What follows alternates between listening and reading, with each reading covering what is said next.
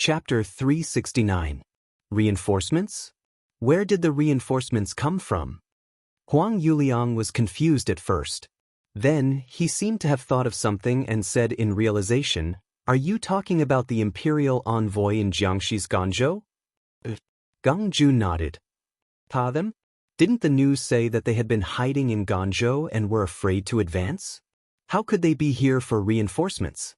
Did Ma Wei's head get kicked by a donkey?" Huang Yuliang laughed loudly. When he talked about Yang Chendong, his face was full of confidence. In his opinion, the imperial envoy and the Duke of Loyalty and Courage, who was called the God of War, were all jokes that were made up by others. Otherwise, why would they stay in Ganzhou and not dare to come out? In the end, they were still afraid of him. Huang Yuliang was still laughing, but Gang Jun said with a serious face, "Young master, there is news that they have already left Ganzhou and are coming here." The laughter suddenly stopped, and Huang Yuliang's expression became more serious. "What? They have already left? Where are they? How many soldiers and horses are there? The news says that there are more than 2,000 of them. As for where they are, there is no news yet." When Gang Jun said this, his expression was no longer as serious as before. Instead, there was a slight smile on his face, and if one looked closely, there was even a hint of mockery. "What do you mean?" Huang Yuliang was confused. "General Gang, you're probably saying that although they came from Ganzhou, there are only 2,000 of them. They knew that they wouldn't be able to solve the crisis of Guangzhou Prefecture, so they simply ran away." A young general stood out from the crowd. This person's name was Zhu Fangyong, and he was a force that joined the Huang bandit army later on. He had more than 1,000 young and strong men under his command. He had contributed greatly when they attacked Zhaoqing Prefecture and was given the title of general by Huang Yuliang. When Zhu Fangyong said this, Huang Yuliang's laughter sounded again. "That's right, General Zhu is right. They only have 2,000 people, and they want to be enemies with our 80,000 strong army? What a joke. I'm afraid they also know the danger and escaped without a trace." Haha. Laughter and mockery rang out in the tent. It was clear that everyone had accepted this fact. After the laughter subsided, Huang Yuliang's smile disappeared. "Since there are no reinforcements, what is Ma Wei waiting for? Who can tell me?" In the face of Huang Yuliang's question, everyone who was originally laughing didn't know what to say for a while, so they simply shut their mouths. In any case, they only cared about fighting. Whenever they had the chance, they would take advantage of the situation. Once they entered the city, they would naturally gain unlimited benefits. No one spoke. Zhu Fangyong, the young general from before, stood up and said, "Young master, from what I see, we probably already know about this news, but Ma Wei doesn't know about it yet. Once he knows about it, he won't be so determined to defend the city. By then, he might abandon Guangzhou Prefecture and leave. Our chance will naturally come." "You're right, but General Zhu, how can we let Ma Wei know that the reinforcements won't be coming?" Huang Yuliang nodded in agreement. However, he still had a headache on how to solve this problem. "Why don't we send someone to talk to Ma Wei in the Guangzhou government?" Gang Jun interjected. Zhu Fangyong directly rejected the suggestion and shook his head. "With our current hostile relationship, even if we say it, I'm afraid they won't believe us. On the contrary, it will weaken our morale." Gang Jun was naturally unhappy that someone dared to reject his suggestion. His tone became a little harsh as he asked, "Since this method is not feasible, I wonder if General Zhu has any better ideas?" "It's not that there isn't a way, but I'm afraid it will require General Gang's cooperation." Unexpectedly, Zhu Fangyong actually acted as if he had a solution. "How do we cooperate?" Gang Jun, who was called out, asked in return. Not only him, but Huang Yuliang and the others were also staring at Zhu Fangyong. "It's not difficult," Zhu Fangyong answered straightforwardly. Then he strode to the map hanging in the tent and pointed in the direction of Gan province behind their army. He said, "Since Ma Wei is waiting for reinforcements, we can use this as an excuse to lure him to attack first." "How do we attack first?" Huang Yuliang asked with interest. "Let them pretend that reinforcements are coming. For example, we can send out a small group of people to disguise themselves as the Southern Ming Empire's reinforcements.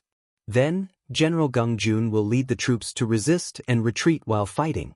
This will give the impression that our military camp is in chaos. In this way, Ma Wei in the Guangzhou prefecture will definitely fall for the trap and may come out of the city to provide reinforcements. At that time, we only need to find an opportunity to kill our way into the city. Then we will succeed. Zhu Fangyong explained his plan in one breath. Then he stood to the side and did not say much, as if he was waiting for everyone to agree with him. After he finished speaking, the tent was silent for a moment. Then, Huang Yuliang's eyes lit up. He slapped his thigh and said, "The plan is feasible. However, I don't know why General Gung has to lead the troops. Can't we choose someone else?" "Someone else can too. However, since it is a fake defeat, we have to make it seem real. When the time comes, it is inevitable that they will set fire to the camp to create momentum. If it were someone else, the army might really be frightened by this battle formation, and there might even be side issues that might arise. Only General Gung is strict in managing the army. If he leads the troops, he will be able to reverse the situation at any time and reduce the losses to the minimum. This is the most perfect plan. Of course, this is only a suggestion.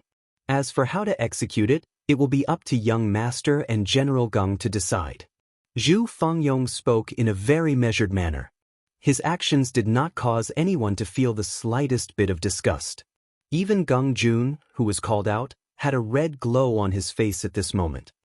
He seemed to be enjoying the praise of his strict management of the army.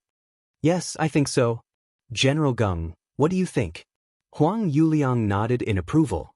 After fully understanding Zhu Fangyong's plan, he had already agreed.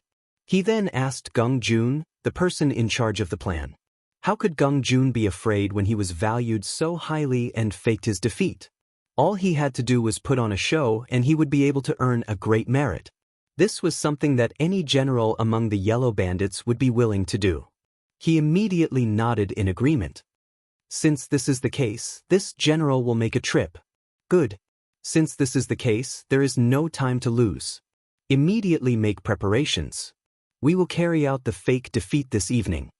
Huang Yuliang saw that Gung Jun did not decline and was overjoyed. He immediately made the final decision. The reason why they chose to carry it out at night was because the darkness would block people's vision and make it easier to carry out the plan smoothly. On the Guangzhou city gate tower, Ma Wei, dressed in armor and covered in a bloody aura, stood there like a statue. It had already been 8 days. He had defended the city to the death with less than 6,000 soldiers. He felt both mentally and physically exhausted. As one of the 13 guards of the Great Ming Dynasty and the commander of the Guangdong Guards, Ma Wei had truly done his best this time. Even in his military career, the danger of this battle could be ranked at the top. A third of his 6 soldiers had died and a third were injured. Now, there were less than 2,000 people who could stand on the city gate tower and continue to fight. Among them were many bailiffs and constables from the Guangzhou city yamen. Even so, he did not show the slightest intention of abandoning the city. Ma Wei's actions in the eyes of the other great Ming soldiers were like the actions of a man of steel. He was like an existence that stabilized the sea. It was because of his perseverance that the yellow bandits were able to break through the city walls a few times but were still forced down in the end. 2 more days, Ma Wei muttered as he stood on the city gate tower. At this moment, no one knew that this iron-blooded general in everyone's eyes was thinking about the parting words the imperial envoy had said to him when he had just left the Guangzhou city. "Let me tell you, Ma Wei, this imperial envoy does not care what kind of backing you have or what kind of power you have. The Guangzhou city must hold on for 10 days. If you do it, even if you lose the city in the end, you will not be blamed. Otherwise, just wait for your head to be chopped off. When that time comes, the imperial sword will chop down. The people you rely on will be like distant water that cannot quench the immediate thirst. When you lose your life, you will have nothing left." This was how Yang Chendong threatened him. With the example of Jia Ping being beheaded, Ma Wei had no choice but to lower his head. In order to protect his own life, Defending the Guangzhou city for 10 days became Ma Wei's goal. Now that he had defended for 8 days, he was not far from completing his mission. If he held on for 2 more days, he would be able to protect his life. If he really lost the city, others would blame him. Ma Wei was still thinking about how to save his life. What he did not know was that outside the Guangzhou city, behind the Yellow Bandits' army, the true reinforcements, the imperial envoy who had given him a death order, Yang Chendong, had rushed over with his army. After several days of rapid marching, on the 8th day of the Guangzhou city battle, Yang Chendong had arrived with his men. The plan was 1 day faster than before. Being able to walk 800 miles in 3 days was, of course, due to Yang Chendong's role model. When the order was passed down that the auxiliary soldiers who performed well in this battle would be given priority to enter the cold front, the 800 auxiliary soldiers seemed to have changed into another person. It was not an exaggeration to say that their footsteps were as fast as flying. The auxiliary soldiers were working so hard and risking their lives that even the cold front in front of them was under great pressure. They could not be overtaken by the auxiliary soldiers. Otherwise, it would be a blatant slap in the face. In order to fight for this honor and for the glory of the cold front, they began to speed up as if their lives depended on it. Chapter 370. As the leader of the army, Yang Chendong could feel the changes and quickened his pace. Everyone was chasing after each other. In the end, the formation was messed up. The cold vanguard soldiers and the auxiliary soldiers walked together. It was truly a case of you and me, and you and me, and you and me. Even General Guan Ying, who was in charge of the food supply behind him, was shocked speechless by the sudden increase in speed. He rode a horse to deliver the food that was prepared by the people behind him. Even so, it took him a long time to catch sight of the auxiliary soldiers at the back. By the time he caught up with Yang Chendong's main force, they were already not far from the Guangzhou government. Seeing that they had traveled more than 300 miles in 1 day, he was truly impressed. Guan Ying had never seen a mercenary army that could fight a war. However, in terms of marching speed, no Ming army in the world would be a match for them. After a full meal, it was another few hours of rapid marching. The vanguard could already see the Yellow Bandits' main camp. When they arrived, Yang Chendong ordered the entire army to rest and conserve their energy for the next battle. Although he said that it was the entire army, there were less than 800 men who could persevere and follow him to the destination. Almost half of the auxiliary soldiers had fallen behind. The original 800 men had been reduced to 400 men. On the other hand, the cold vanguard battalion of 400 men had persevered until now and did not fall behind. From this, it could be seen that the cold vanguard was indeed the cold vanguard. It was no wonder that they were called the most elite army in the world. It was worth mentioning that some of the auxiliary soldiers had outstanding performances this time. For example, there was a soldier named Peng Yu. He was only 17 years old and had only been in the army for half a year. However, this time he managed to walk in front of many of the cold vanguard soldiers. He was even less than 30 meters away from Yang Chendong. It was learned that Peng Yu was originally a hunter in the mountains.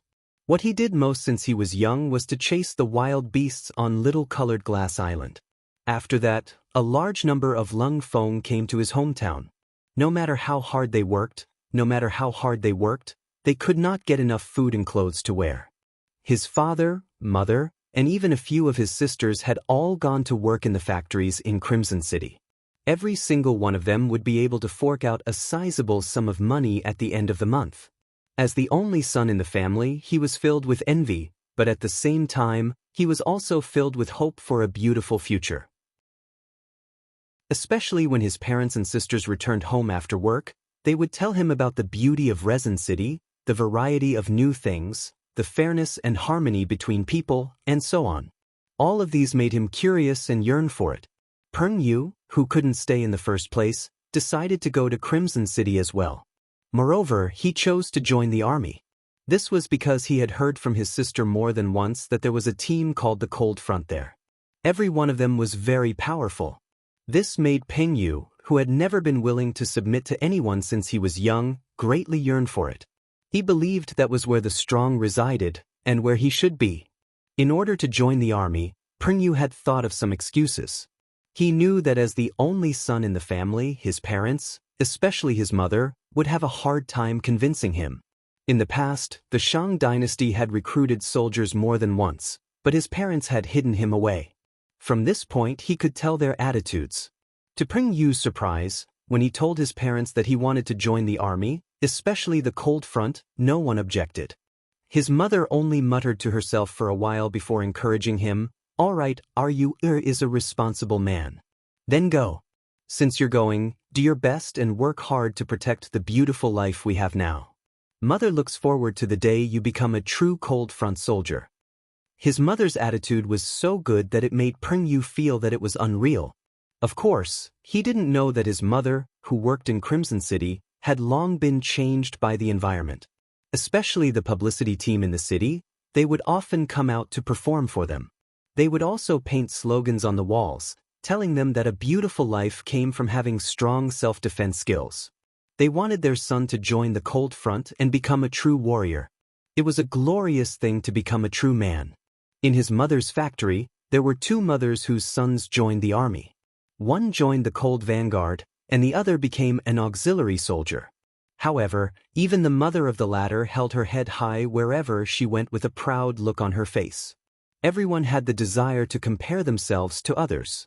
Pringyu's mother was naturally envious of her son, especially when she knew that once he joined the army, his treatment would be much better than the sum of their family's income. Moreover, it was glorious for a family to join the army. All these feelings of glory had made her hesitate for a long time, and she was hesitant to let her son join the army. Now that Pringyu finally brought it up as his mother, she also felt relieved. An eagle should be released into the sky. Her son had grown up, so it was time for him to go out and explore the world. Thus, Pringyu signed up and went through the political process. Under the guarantee of his family and neighbors, he became an honorable auxiliary soldier. For outstanding men, being an auxiliary soldier was naturally not their goal. Pringyu had his eyes on the cold front because they were the only ones who could wear the most handsome military uniform and hold the most advanced firearms. Every time such a person appeared in Crimson City, everyone's gaze would involuntarily fall on him. In particular, the eyes of many unmarried ladies would shine as if they had seen a rare treasure. They couldn't help but like him. All of this made Pingyu even more determined towards his goal. Becoming a true cold front soldier had become his greatest ambition. This time, when Crimson City sent troops to the southern lands of Great Ming, the news that they needed 2,000 auxiliary soldiers spread out. Every single one of them became very valuable. Pringyu himself had only been in the army for half a year after defeating 6 people in a row on the martial arts field and had obtained this precious quota. Speaking of which, this was also a display of fairness in Crimson City. As long as you had the ability, you didn't need any qualifications to get a chance to perform. After Pingyu participated in the battle as an auxiliary soldier, this was the first time he saw Yang Chendong. Although he only saw him from afar, as a hunter who was extremely observant, he still felt that something was different. For example, he saw that when the regiment, battalion, and company of the auxiliary soldiers saw the green-clothed young master, their faces were filled with excitement and respect. Even the cold front soldiers, who were usually the most mysterious and aloof in their eyes, had a respectful attitude at this moment. This feeling told him that this young master was not simple, because even in the entire Crimson City, there were only a handful of people who could make these officers bow their heads, and there was actually one here. After careful observation, Pringyu only felt that this young master was not simple. All of this came from the orders given by the higher-ups. It was said that the young master had said that whoever performed better in this rapid march would be able to undergo an assessment when they joined the Cold Vanguard in the future. When the order was given, Pringyu was truly excited. Although he hadn't been in the auxiliary army for long, he was observant enough to find out some things. For example, the Cold Front's assessment was done according to the principle of first come, first served. There would be a few assessments every year, but it was also done according to the order of registration. For example, if he wanted to qualify for the assessment, he would have to wait until next year. Because of this, he had been vexed and regretted that he joined the army too late. But now, the problem was about to be solved. From the moment he received the order, Peng set a goal for himself. He had to perform well and successfully obtain the quota to enter the cold front. Throughout the journey, he had always been at the front of the auxiliary army. Later on, in order to create competition, Yang Chendong allowed the cold front and the auxiliary army to be mixed up. Everyone would have to rely on their own abilities and speed. Peng even took the lead and overtook many veteran members of the cold front to arrive behind Yang Chendong. However, this distance of tens of meters was a challenge for Peng. He had always thought that his leg strength would not be worse than anyone else's since he had been walking in the mountains since he was young. However, when he could only follow Yang Chendong's back, he finally understood what it meant to say that there would always be someone stronger than him. Furthermore, there was more than one person in the group. Not a single person was left behind by the green-robed young master's side. He knew clearly how powerful this group was. Perhaps these people were even more powerful than some of the members of the Cold Vanguard group. With this understanding, the group finally arrived at the resting point. Finally, they could rest. Everyone was able to eat a peaceful meal. Then, a strong sense of exhaustion came over them. Soon, everyone fell asleep. Peng was also very tired. Although his leg strength was stronger than most people, it did not mean that he did not know how to feel tired. He did not know how many hours had passed until the squad leader nudged him. Peng, get up quickly. Check your equipment and prepare for battle. Peng, who had not fully woken up, was instantly excited when he heard the squad leader's words. After joining the auxiliary army, other than training, he had never really fought with an opponent.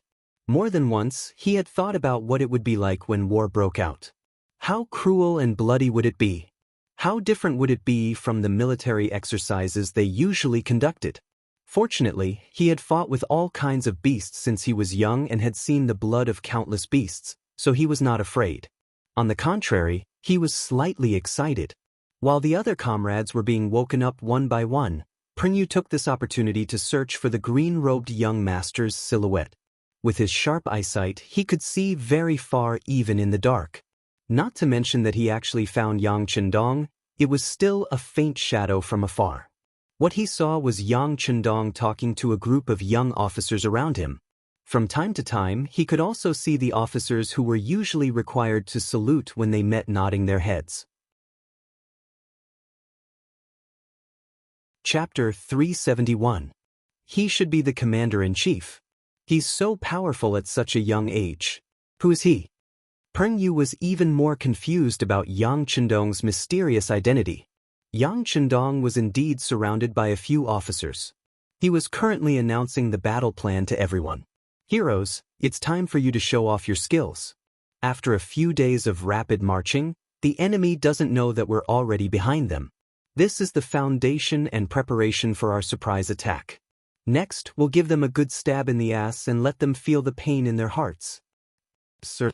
Hearing that the battle was finally about to begin, the officers were eager to give it a try.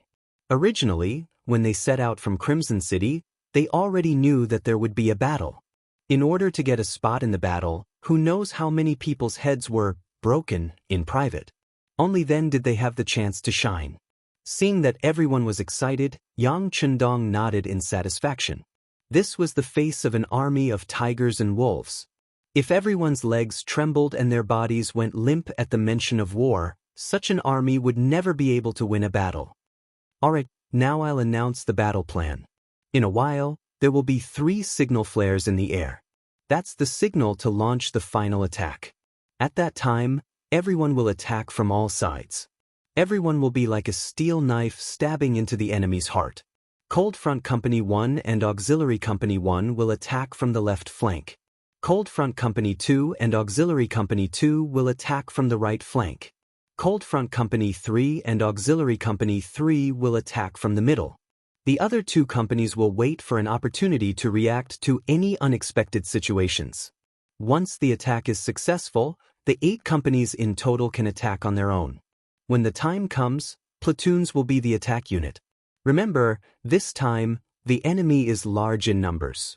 Do not act on your own accord. If anyone wants to be a hero, even if they have made a contribution this time, they will still be held accountable for their mistakes. You must make this clear to the soldiers below. Obey orders, obey orders. This is the first lesson for all Cold Front and Auxiliary Company soldiers.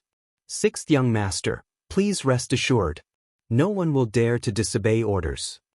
Cold Front Company 2's commander Luo Po was the first to express his stance. Yes, we will not disappoint the 6th Young Master. Lu Zhua, the commander of the auxiliary troops, also expressed his attitude. Very good. Everyone, go back and prepare. Remember, no one is to act rashly without orders. Also, no one is to stand out. If the army is exposed because of a single person, they will be punished according to military law. Yang Chendong said with a serious face. At the same time, he was a little excited. Speaking of which, this was his first battle in this world. Although there were only 800 soldiers, it was enough for him. The sky had already darkened. The Huang bandits began to move. According to the plan, a small group of bandits would leave the barracks and head to the rear. Then, General Geng Jun would lead his men to make preparations. A total of 5,000 elite soldiers were going to put on a show for General Ma Wei, who was guarding the Guangzhou prefecture. Whether or not they could take over the Guangzhou prefecture tonight would depend entirely on his performance. The high-spirited heavenly King Geng Jun mounted his warhorse. He wore the shiny armor that he seized. Coupled with his tall body, he looked even more majestic. At this moment, he was waiting for the so-called reinforcements to send the signal. Then he would first lose and then win. Under Geng Jun's anticipation and Huang Yuliang's anticipation, 1,000 Huang bandits disguised as the Southern Ming reinforcements walked up a hill behind them. According to the previous plan, they needed to rush down the hill with torches. They would take the lead to defeat Geng Jun's troops and create the impression that the Southern Ming reinforcements had won. This way, Ma Wei in the city would be fooled. When they left the city to attack, the Huang bandits would take the opportunity to enter the city and take over the Guangzhou prefecture. The fake reinforcements came up the hillside step by step. In order to hide their strategic goal, they didn't even light torches. As a result, there were always people bumping into each other in the dark and getting some minor injuries, which led to waves of curses. They're here. Yang Chendong was on the hill. When he saw the bandits rushing over, he knew that Zhu Fangyong's plan had worked. At this point, everyone could definitely see that Zhu Fangyong was a spy that Yang Chendong had planted among the Huang bandits. The original plan was to convince Huang Yuliang to join them. Otherwise, if it didn't work, then they could only attack by force.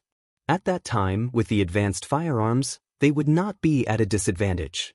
The bandits coming up the hill was enough to show that Zhu Fangyong's plan had worked. Since the plan to beat them at their own game had worked, Yang Chendong did not hold back anymore. He knew that the opportunity was here. He immediately ordered Tiger's Mane, who was lying on the ground, send the signal flare. Everyone. Peng ping peng. 3 different colored signal flare flew into the sky. At this moment, not only did the 800 Yang soldiers on the hill see it clearly, even General Ma Wei, who was on the Guangzhou prefecture's city wall, saw it clearly. 3 flares. The moment he saw the signal flare into the sky, Ma Wei became excited. This was the signal that Yang Chendong had discussed with him. Once they saw the 3 flares in the sky, it meant that the Southern Ming reinforcements had arrived. For safety reasons, Ma Wei did not immediately give the order to attack. Instead, he told the deputy general to gather the troops. Then, he stood on the city wall and closely observed the movements of the bandits below. At the same time, Huang Yuliang also saw the 3 flares. A bad feeling crept into his heart. He was very clear that his army did not have such a weapon. What did it mean? Who fired it? What did it mean? The main force of the Southern Ming army was surrounded in the Guangzhou prefecture and could not come out. There were also no scouts who reported that the Southern Ming reinforcements had arrived. Who was the one who made such a commotion? Of course, Huang Yuliang didn't know that the scouts he sent out were all wiped out by the Yang faction's new army, abbreviated as Yang Army or Yang Family Army. With firearms that could take a person's life from a few hundred feet away and telescopes that could see very far, how could the scouts of the bandits be a match for them?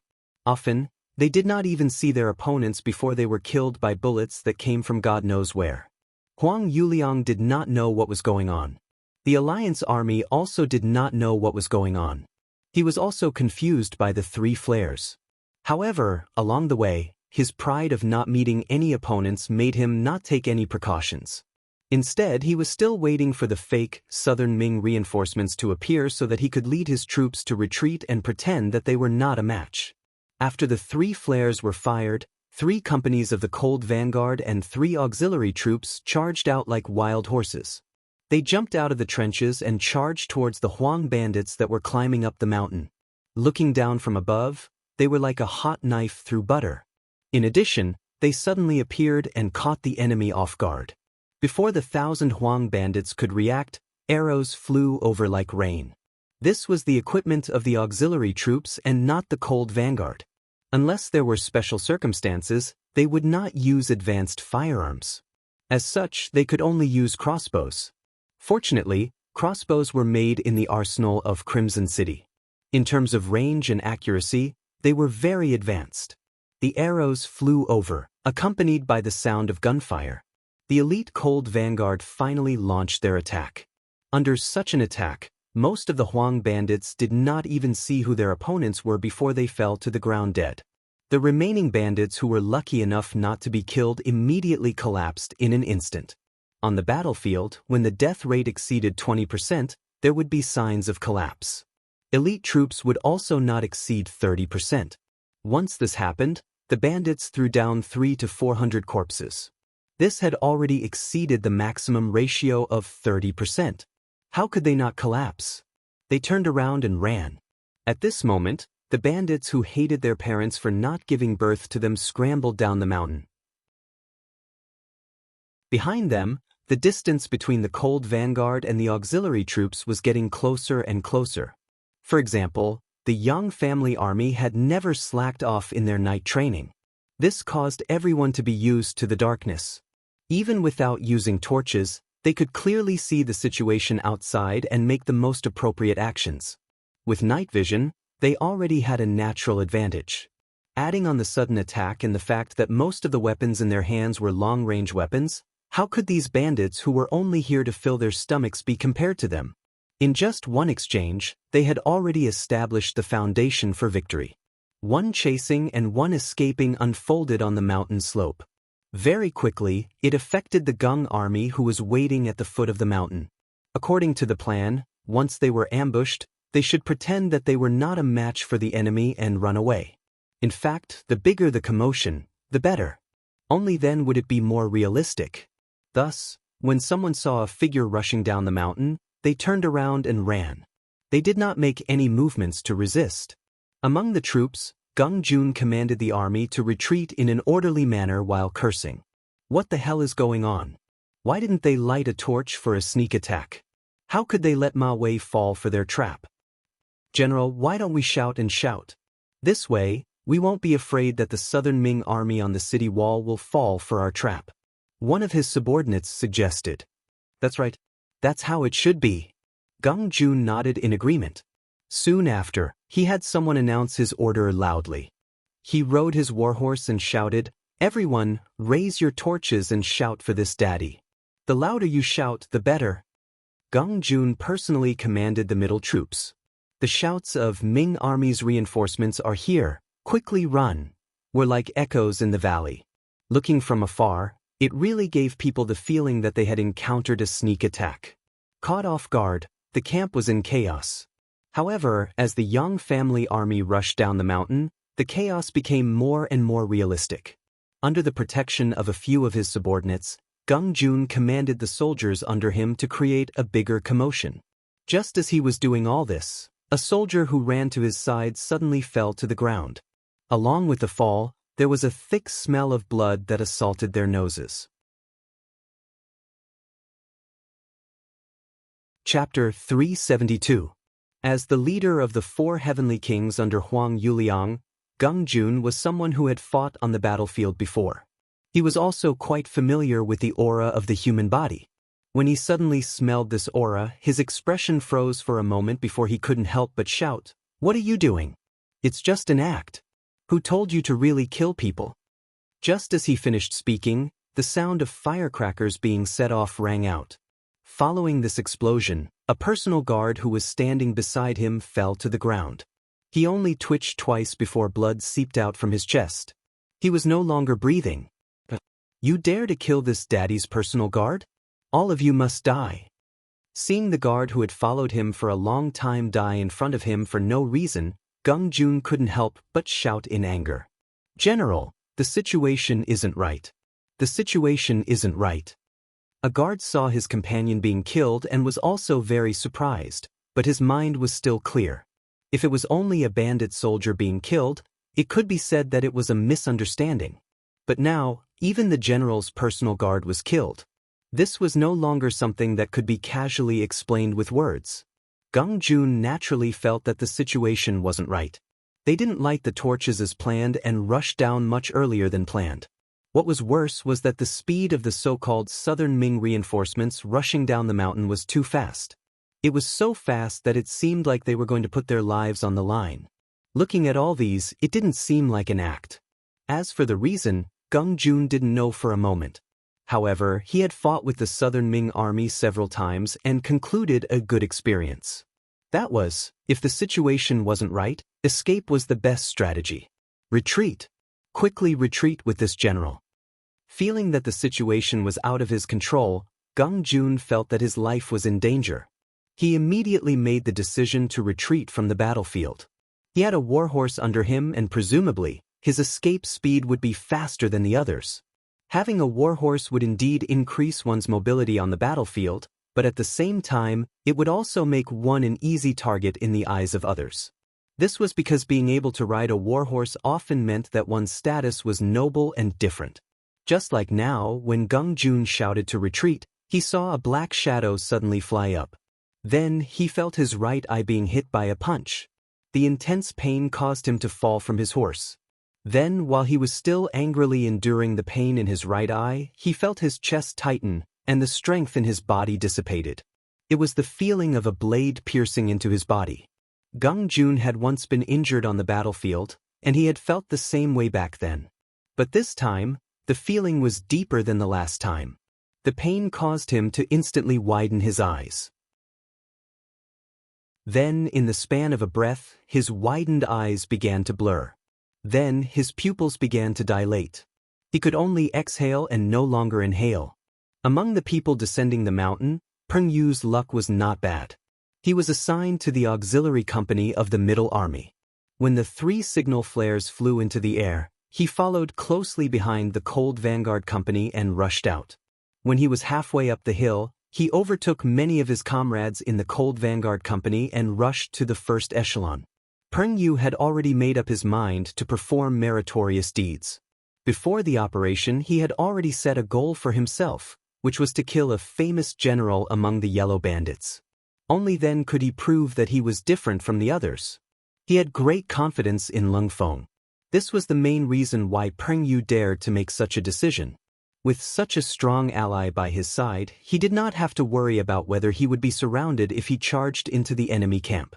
Therefore, at this moment, he used his fastest speed to catch up to the first batch of Lung Feng's troops. With such a good view, he saw Gung Jun riding on a horse and looking around. Peng Yu did not know Gung Jun's true identity.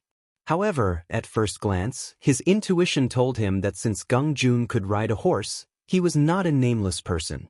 It would not be wrong to kill such a person. With this thought, he gave up on the ordinary yellow bandits in front of him that he could easily kill. Instead, he quickly charged forward and arrived in front of Gung Jun, who was preparing to retreat. Thus, the scene just now occurred. Peng Yu used a short sword that he carried with him to stab into Gung Jun's chest. Blood flowed out and flowed all over his arm. He actually killed General Gung. Quickly kill him. The personal guards saw all of this. When they saw someone wearing a different uniform appear and their general being killed in front of them, how could they not understand that the enemy had arrived? Immediately, they yelled and charged over. Peng Yu, who was lying on the ground, saw the people charging at him with swords drawn. He instinctively let go of the short sword in his hand and raised his right foot to kick at Gung Jun's body. Using the force of the kick, he pushed out horizontally and dodged the swords that were slashing at him. When the attack failed, the personal guards followed. As Gung Jun's personal guards, if the general died and they still couldn't do anything, even if they returned to the camp, they would face heavy punishment and might even lose their lives. For the sake of their own survival, they had to kill this brat who came out of nowhere. He did not have the chance to stand up at all. A few swords slashed at him again. In a hurry, Pengyu raised his right arm and fired a crossbow. The mechanism moved with a heavy spring, and the arrow that flew out hit the throat of a personal guard, killing another person. However, at the same time, a few swords were in front of him. The closest one was only an arm's length away from his chest. At this moment, Pengyu's eyes were wide open. No one could be indifferent in the face of death. At this moment, the scene of the wild beast in the mountain being killed by him appeared in his mind. Bang, bang, bang. Suddenly, several gunshots rang out. The bandits who were surrounding Pengyu and were about to attack him fell to the ground. The pressure of death suddenly disappeared. A feeling of rebirth rushed into Pengyu's heart. "Brother, are you okay?" A large hand reached over and was in front of Pengyu. The person who came was the battalion commander of the 2nd Battalion of the 2nd Regiment of the Cold Front, Chen Bo. He was the one who saw the danger here. When he saw that someone seemed to be attacking an auxiliary soldier, he led a few other Cold Front soldiers to shoot and eliminate the enemy. Seeing that it was the elites of the Cold Front, Pengyu knew that he was fine. He looked at the 2 bars and 1-star insignia on Chen Bo's shoulder. He immediately reached out his right hand to hold Chen Bo's hand and stood up. "Thank you for your help, Chief. Pengyu can't thank you enough. Battalion Commander, the enemy's leader, Gung Jun, is dead." At this moment, a Cold Front soldier's voice rang out. Then, Gung Jun's still warm body was carried over. Before the battle, all the Cold Front soldiers saw the portraits of the important leaders of the Yellow Bandit Army. Naturally, this included the leader of the 4 Heavenly Kings, Gung Jun. That was how the Cold Front soldiers recognized him. When the body was brought in front of him, Chen Bo examined it carefully. It was indeed Gung Jun. He smiled and said to Pengyu, "Your luck is not bad. You're even braver. You actually killed the leader of the 4 Heavenly Kings of the Yellow Bandit Army. All right, what's your name?" Pengyu never thought that he would kill the leader of the 4 Heavenly Kings of the Yellow Bandit Army, Gung Jun. He only felt that his luck was not bad. His face was flushed with excitement as he said, "Reporting to Battalion Commander, I am from the 3rd Company of Auxiliary Soldiers. My name is Pengyu." "Good, Pengyu. You've done a great service. I will report this matter to the higher-ups and record your merit. As for now, the battle is not over yet. You still have to fight bravely. You're quite skilled. Stay by my side for now. That way we can look out for each other." Chen Bo looked at Pengyu with satisfaction as he spoke in an appreciative and caring tone. "Yes, I will listen to Battalion Commander's orders." To be able to fight alongside Cold Front was his goal ever since he joined the army. Now that he could fulfill his wish, why would he reject it? Gung Jun was dead. Chen Bo chopped off Gung Jun's head and hung it on his spear. He seized his horse and began to run through the army. As he ran, he shouted to Cold Front beside him, "Gung Jun has been executed. If the rest of you don't surrender immediately, you will be spared from death. Those who resist will be killed. Gung Jun is dead. Those who surrender will live. Those who resist will die." Instantly, shouts rang out from all directions. These shouts were like waves that rushed outwards and quickly reached the ears of the Yellow Bandit soldiers. The 5,000 soldiers that were prepared here were just making a symbolic retreat. However, when they heard the shouts, especially when they saw Gung Jun's head beside the torch on the warhorse, their minds went blank. Didn't they say that the retreat was an act to lure the Southern Ming army out of the city? Then why did General Gung Jun die? Wasn't this acting a little too realistic? Everyone's thoughts were in chaos. In addition to the sounds of crossbow arrows flying through the air, more and more Yellow Bandit soldiers were killed and fell to the ground. Under such a one-sided situation, some of the great Ming citizens who originally wanted to earn a living felt fear and terror. Thus, The first person to kneel and surrender was the first to do so. Everything was afraid of setting an example. Once the first person knelt and surrendered, there was soon a second and a third. The originally disorderly and untrained yellow bandit soldiers eventually fell one by one. Occasionally, there would be some who wanted to stand up and resist. However, as soon as they stood up, blood would splatter in front of their chests. After being hit by a bullet, they would fall to the ground and become corpses. When everyone realized that those who stood up would die and those who knelt would live, no one dared to stand up. This resulted in a black mass of people kneeling on the ground. There were simply too many captives. There were at least 2,000 of them. Battalion Commander Chinbo had no choice but to leave behind a squad of Cold Front and a platoon of auxiliary soldiers to watch over the captives. Then he led the other soldiers and charged towards the yellow bandit camp. Chapter 373. The same thing happened on the left and right wings. A large number of yellow bandit prisoners knelt on the ground. There were also some Lung Feng soldiers and auxiliary soldiers who continued to charge towards the main camp. Huang Yuliang was pacing back and forth in his tent. At this moment, his heart was burning with anxiety. The 3 flares in the sky made him feel that something was wrong. However, he still felt that it was a coincidence. After all, he did not receive any news about the arrival of the Southern Ming Empire's reinforcements. Furthermore, he still had 80,000 soldiers in his hands. Report. Just as Huang Yuliang was feeling uneasy, the curtains of the tent were pulled open, revealing Zhu Fangyong's face. General Zhu, how did it go? Huang Yuliang asked anxiously when he saw who it was. Young master, it's a mess. Everything is a mess. There are rumors that General Geng Jun was killed. The army is in a mess now. Zhu Fangyong said as he entered the tent. Geng Jun was killed? Hearing this news, Huang Yuliang shook his head instinctively. That's impossible. General Geng has 5,000 soldiers by his side. They are all elites. Furthermore, he was only in charge of pretending to retreat. How could anything happen to him? Zhu Fangyong naturally did not agree with Huang Yuliang's description of elites. Compared to the elite Lung Feng soldiers, these yellow bandit soldiers could not even compare to a single finger of the elite Lung Feng soldiers. However, Zhu Fangyong, who still had important responsibilities, had no choice but to suppress his thoughts. He said obediently, "Yes, General Geng is surrounded by elites. I believe that someone at the front lines must have spread the news. However, the army is in a mess now. I'm afraid that anything can happen. For your safety, I hope that young master can leave the tent first." Leave the main tent?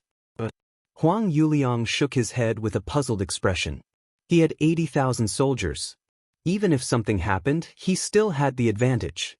How could he retreat just because he encountered a problem? As if he knew that Huang Yuliang would do this, Zhu Fangyong shook his head and took 2 big steps forward. He said, "Young master, I'm sorry to offend you." Then he raised his right arm and slapped the back of Huang Yuliang's neck. Chen Bo and the others quickly rushed towards the yellow bandit army.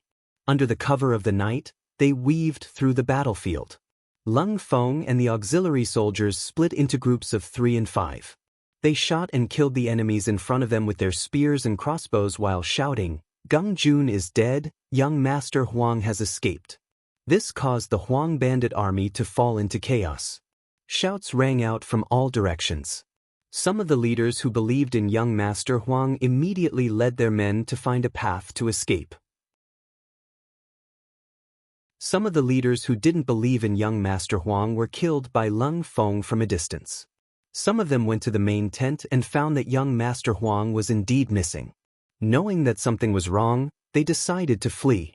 In short, without a commanding general in the army, in a state of chaos, the untrained bandit army did not know the general and the soldiers did not know the general. In a state of utter chaos, everyone only cared about running for their lives. How could they organize any decent counterattack? It was at this moment that the final straw that crushed the army appeared.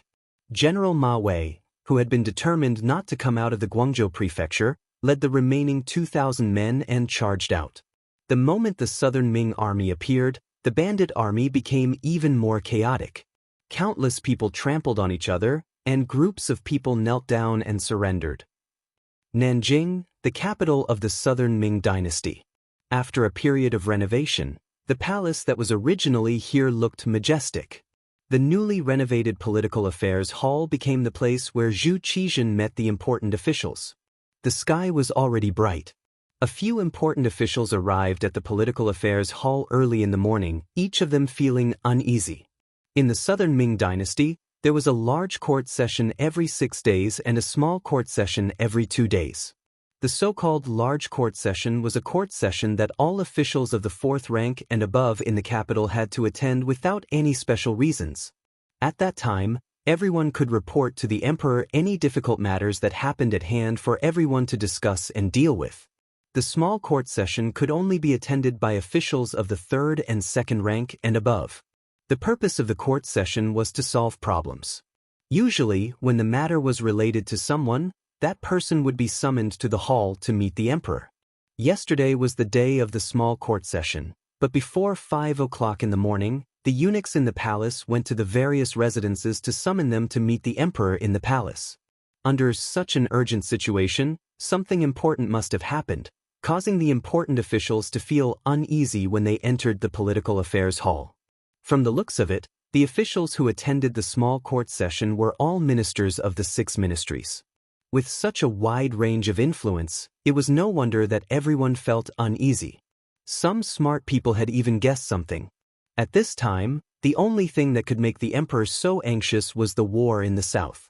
While everyone was guessing and worrying, footsteps came from outside the hall. Accompanied by head eunuch Chao Jixiang, Zhu Qizhen walked into the hall and sat down on the large chair that represented the emperor. After Zhu Qizhen sat down, the officials who came in response to the imperial edict knelt on the ground and said, "This official greets the emperor. May the emperor live for 10,000 years. You may rise." Zhu Qizhen's eyes were like torches as he scanned every important official. Then he said, "Chao Jixiang, quickly pass the 800 li letter that was received in the middle of the night for everyone to see." After Chao Jixiang agreed, he carried a wooden box and brought it to the Minister of Personnel, Chen Sun. Even though the 6 ministries seemed to be equal, the Minister of Personnel had always been known as the heavenly official. This was because the appointment and dismissal of the officials in charge was determined by who was one level higher. Chen Sun himself had once been an important official in the cabinet. It was reasonable for him to be the first to know of the news. Chen Sun reached out and opened the wooden box. He took out the letter and quickly skimmed through it. Then he returned the letter with a serious expression. After him, the Minister of Revenue, Wang Zhua, and the others also read the 800 li urgent letter. Very quickly, everyone knew of the news in the letter. The hall became much quieter. This seemed to have become some kind of custom. Whenever something big happened, the officials would treat their words like gold. Perhaps they also knew that the more important the matter was, the more they could not easily express their opinions. Otherwise, if they said something wrong, a disaster could befall them. The officials did not say a word. After Zhu Qizhen read the letter, there was a hint of anger in his eyes. He hated the attitude of these important officials who usually spoke of protecting the country and the people. When it came to critical moments, they always protected themselves first and never took the initiative to solve problems for the imperial family. However, the law could not punish the majority. He could not punish anyone just because the important officials did not express their opinions. Since they did not take the initiative to speak, he would call them out one by one. "My dear officials, you have all seen it. The situation in Yunnan is dangerous. The rebel Zhu Huili has received help from Jiaoji. The military commander Liang Luo has died on the battlefield. The situation is very dangerous. Governor Wang of Huguang has come to request for reinforcements. Does everyone have a plan?" The military commander Liang Luo could be considered someone who knew his troops well. However, he still died on the battlefield.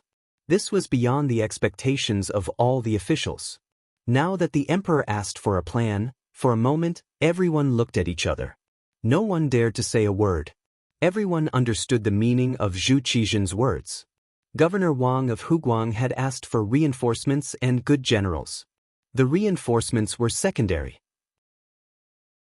After knowing that Jiaozhi had agreed to Zhu Huili sending troops, the southern Ming court had begun to mobilize the army. Now, the preparations were more or less complete. The first batch of reinforcements was 50,000 people. Although the number of reinforcements might not reach the initial expectations, if they were used well, they could be of use. As long as the southern Ming had enough time to prepare, they could mobilize and recruit more soldiers. However, choosing the right general was the difficult matter.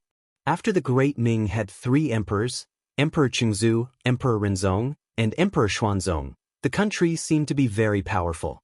However, with the implementation of the strategy of emphasizing civil affairs and belittling military force, there were not many generals that could be used on the battlefield. After the Battle of Tumu Castle, many of the generals that could fight had died. In addition, the Great Ming was divided into the north and south. Now, the number of good generals that Zhu Qizhen could use could be counted on one hand. It had already become a common practice on the battlefield to choose the right general before using the army. Without good generals, no matter how many soldiers were sent, it would be useless. However, how could good generals be the reign of the world that could fall at any time? They had to be experienced in battle. Moreover, only after 100 battles could a good general be produced. Looking at the southern Ming, it was clear that there were no such people. Of course, it was not that there were no generals that could be selected from among the lame. For example, the Minister of War, Kuang Yi, was a person who knew how to fight. However, he was indeed a bit old. He might not be able to withstand the bumpiness and fatigue of the battlefield. Secondly, he was currently in the process of reorganizing the various guard stations and had discovered many problems. If he was transferred away at this time, it could easily cause internal instability. This could shake the foundation of the southern Ming, which was an even more frightening matter. If he could not use Kuang Yi, it would be difficult to choose a good general. This was the reason why Zhu Qizhen had summoned everyone. Zhu Qizhen could not think of any suitable candidates, so he called everyone and asked the important officials to recruit talents. However, this was also difficult for these important officials. Normally, it was easy to recommend someone to a civil official. Everyone would even scramble to arrange their own people. After all, they were governing a city and a region. Even if there were some mistakes, it would not affect the overall situation. At most, they would be labeled as ignorant. However, this was the battlefield. Now that the situation in Yunnan was so critical, if they were not successful in a battle, not only would they die on the battlefield, it could also directly shake the foundation of the southern Ming. This crime was not something that a single person could bear. Knowing the importance of this matter, no one dared to recommend a candidate. Each and every one of the officials pretended to be deaf and mute. As expected, no one was willing to share the burden of state affairs at this critical moment. While Zhu Qizhen was furious, his gaze fell on the Minister of Personnel, Chen Sun. Minister Chen, is there anyone suitable for the Ministry of Personnel that manages the country?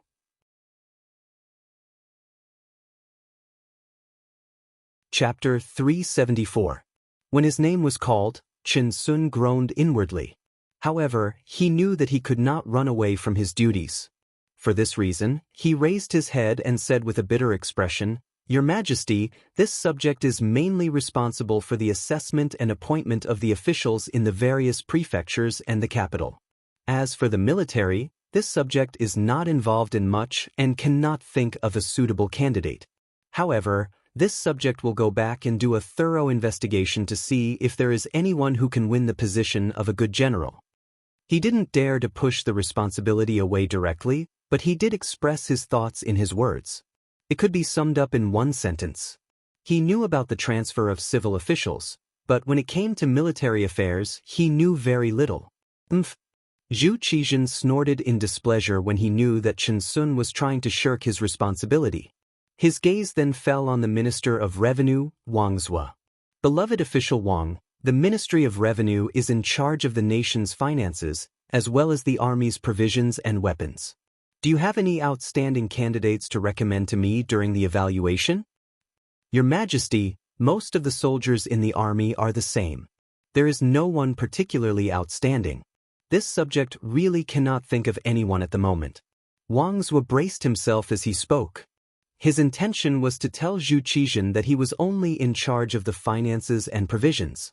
Recommending a good general was not part of his duties, so he would not have an answer. After 2 successive ministers found excuses, Zhu Qizhen angrily asked a few other ministers. However, he still did not get any answers. Finally, his gaze fell on the Minister of War, Kuang Yi. Beloved official Kuang, you are in charge of the Ministry of War. Do you have any suitable generals to recommend to me? Asking Kuang Yi was something that could not be helped. Originally, Zhu Qizhen knew that if there really was a suitable candidate, Kuang Yi would have stood up long ago. His lack of action meant that he had no one to recommend. However, at this point, he could only try. Kuang Yi, who was asked this question, was much calmer than the other ministers. Replying to Your Majesty, the Ministry of War is currently conducting a self-inspection. For the time being, we haven't found anyone outstanding in leading troops. However, since Your Majesty has asked, this subject recommends the Duke of Loyalty and Courage. He is currently quelling a rebellion in Guangdong. Why not wait for him to resolve the matter there and then transfer him to Yunnan to take charge? While Kuang Yi was still speaking, Zhu Qizhen's face was already red. He said angrily, "Enough." After interrupting Kuang Yi, Zhu Qizhen said angrily to Kuang Yi, "Do you know what Guan Ying, who you sent out to report the situation in Guangdong every day, said?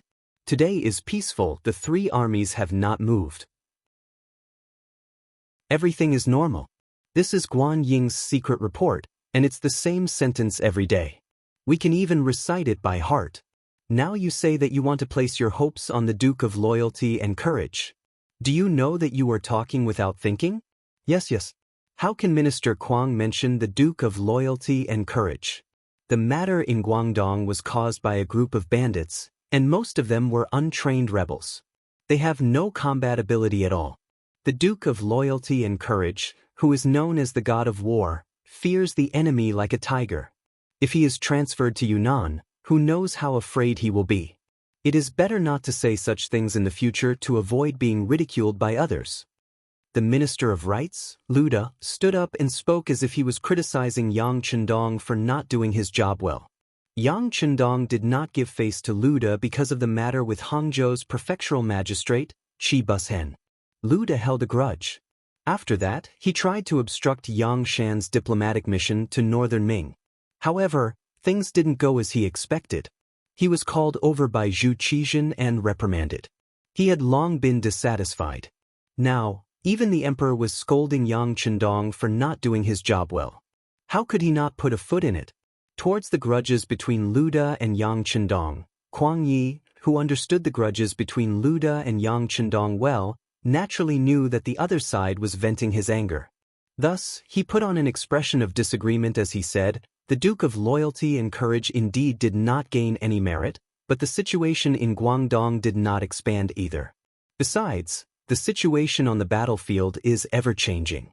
Not moving today does not mean not moving tomorrow. Who knows what the outcome will be? I have confidence in the Duke of Loyalty and Courage." Is that so? Then I hope that Minister Kuang has a good eye for people. I also hope that the Duke of Baiming does not disappoint.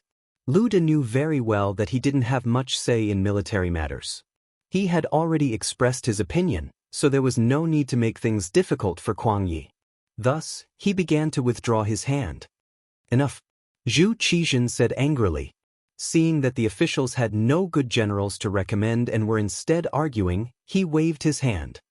"Everyone, go back and think about the matter of generals. If there is a suitable candidate, I will not look at seniority and promote him." Even without looking at seniority, one could see Zhu Qizhen's anxiety. The officials all knelt on the ground and said that they would think about it carefully and choose a suitable candidate. The siege of Guangzhou had been resolved.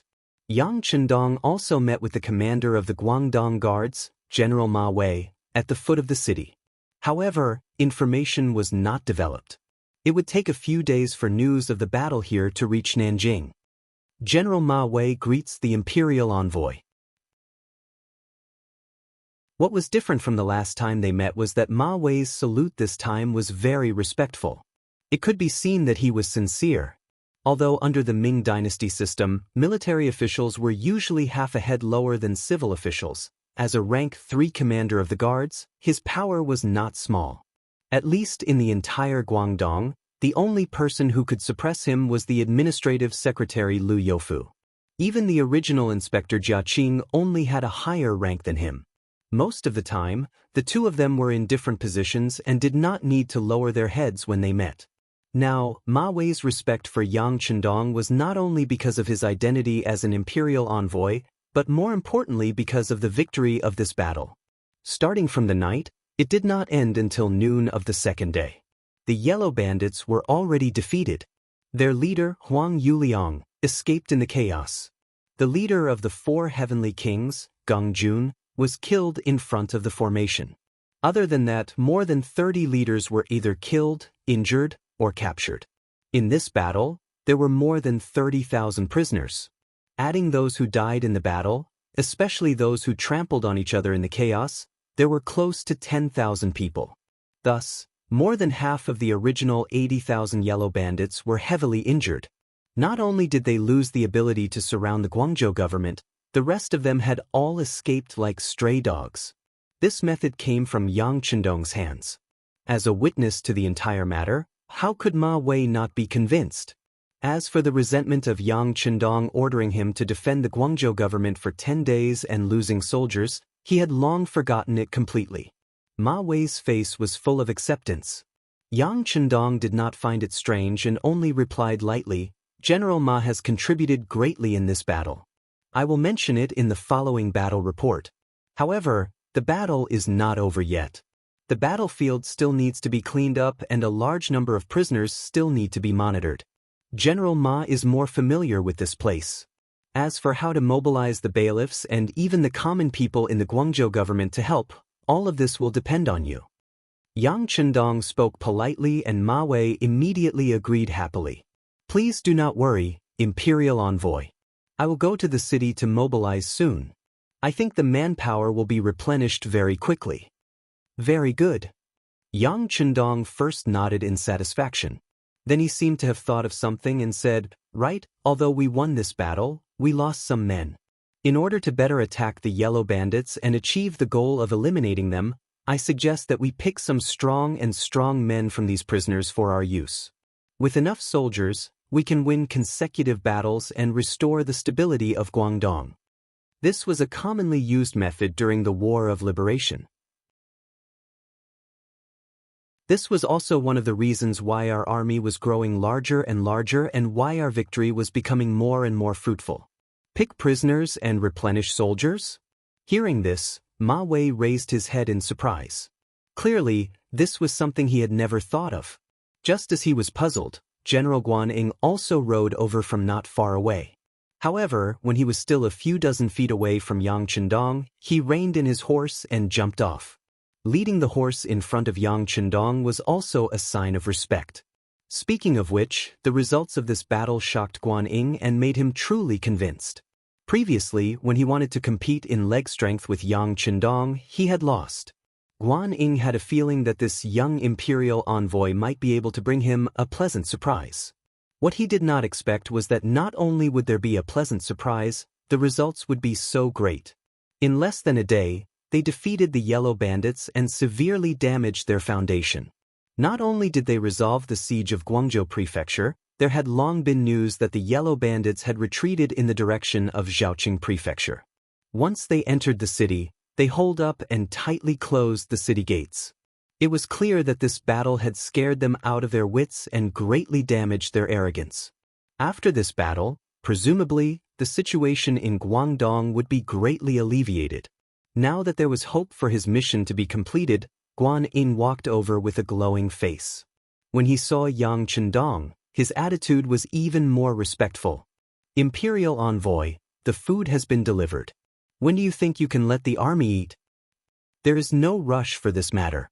Yang Chendong looked at the approaching Guan Ying with a slight smile. He then pointed at Ma Wei and said, "Just now, I said that we do not have enough soldiers. I was wondering if we could pick some strong young men from the prisoners and temporarily send them to the army. However, it seems that General Ma does not agree." I was only thinking that these people were originally yellow bandits. Even if they were captured because they were not a match for us, we do not know if they can truly be used by us. That is why I have some misgivings. Ma Wei saw that Yang Chendong seemed to be dissatisfied with him and immediately opened his mouth to explain. In that way, he had completely regarded Yang Chendong as a superior.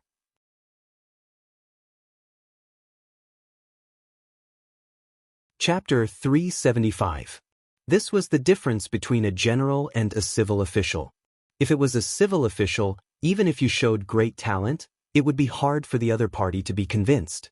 Even if he was full of flattery on the surface, it was hard to tell whether or not he would hate him out of jealousy and secretly do bad things in the dark. A general was different. Often, the better the general was at war, the more straightforward his personality was. This kind of person would call himself a hero and value heroes more. Once he met someone who was more powerful than him, not only would he be convinced, but he would also feel a sense of appreciation for that person. At this time, the only difference between the two was the difference in the master he served. Today, Ma Wei admired and respected Yang Chendong. Hearing him say that he did not support the idea of using captives as soldiers, he had to explain. Using captives as soldiers? Guan Ying was shocked when he heard this. Obviously, he had never thought of this idea before and was caught off guard. Yes, you can say that it's using captives as soldiers. Yang Chendong saw that the two of them didn't understand, so he explained, the two of you, to be honest, with the amount of military power we have, it's really impossible for us to really quell the yellow bandits. If the other party only retreated and defended the city, with our little military power, we will not be able to display any advantage. This time, we were able to win, but one was fast and the other was strange. But what if the other party is prepared? Yang Chendong looked at Guan Ying and Ma Wei and continued, if they are prepared, the lack of military power is our weakness. They only need to fight a war of attrition with us. Even if they use 10 people to exchange for one of our lives, I'm afraid we can't afford it. There was no need for Yang Chendong to explain the weakness of having too little military power. Guan Ying and Ma Wei could see it clearly. But what could they do? They had transferred all the soldiers they could from Guangdong.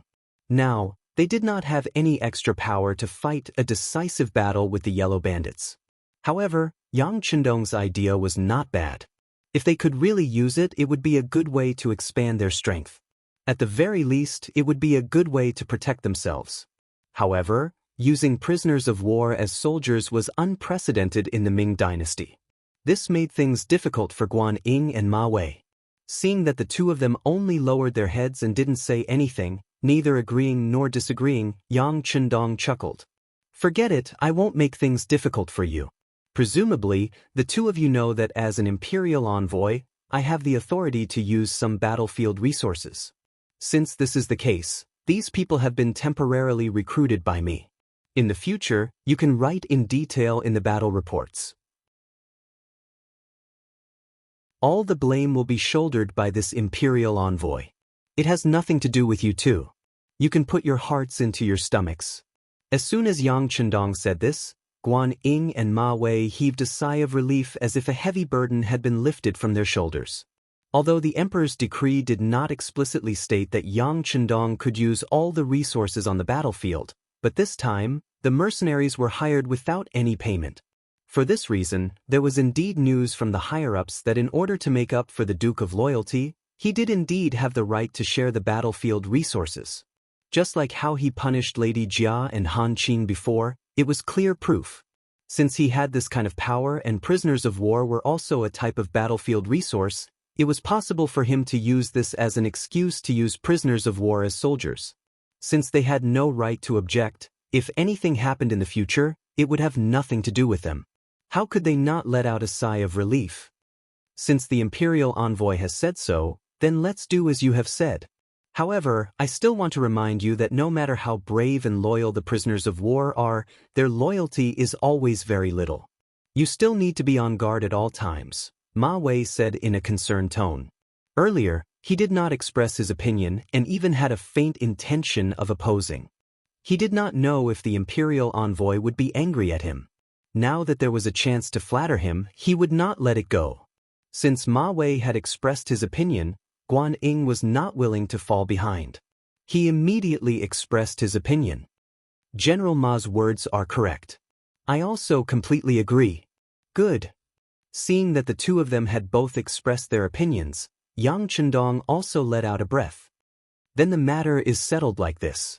I will leave a portion of people to join the army, but most of the prisoners of war will still be returned to you. Just arrange for them to be watched over. The matter was finally settled.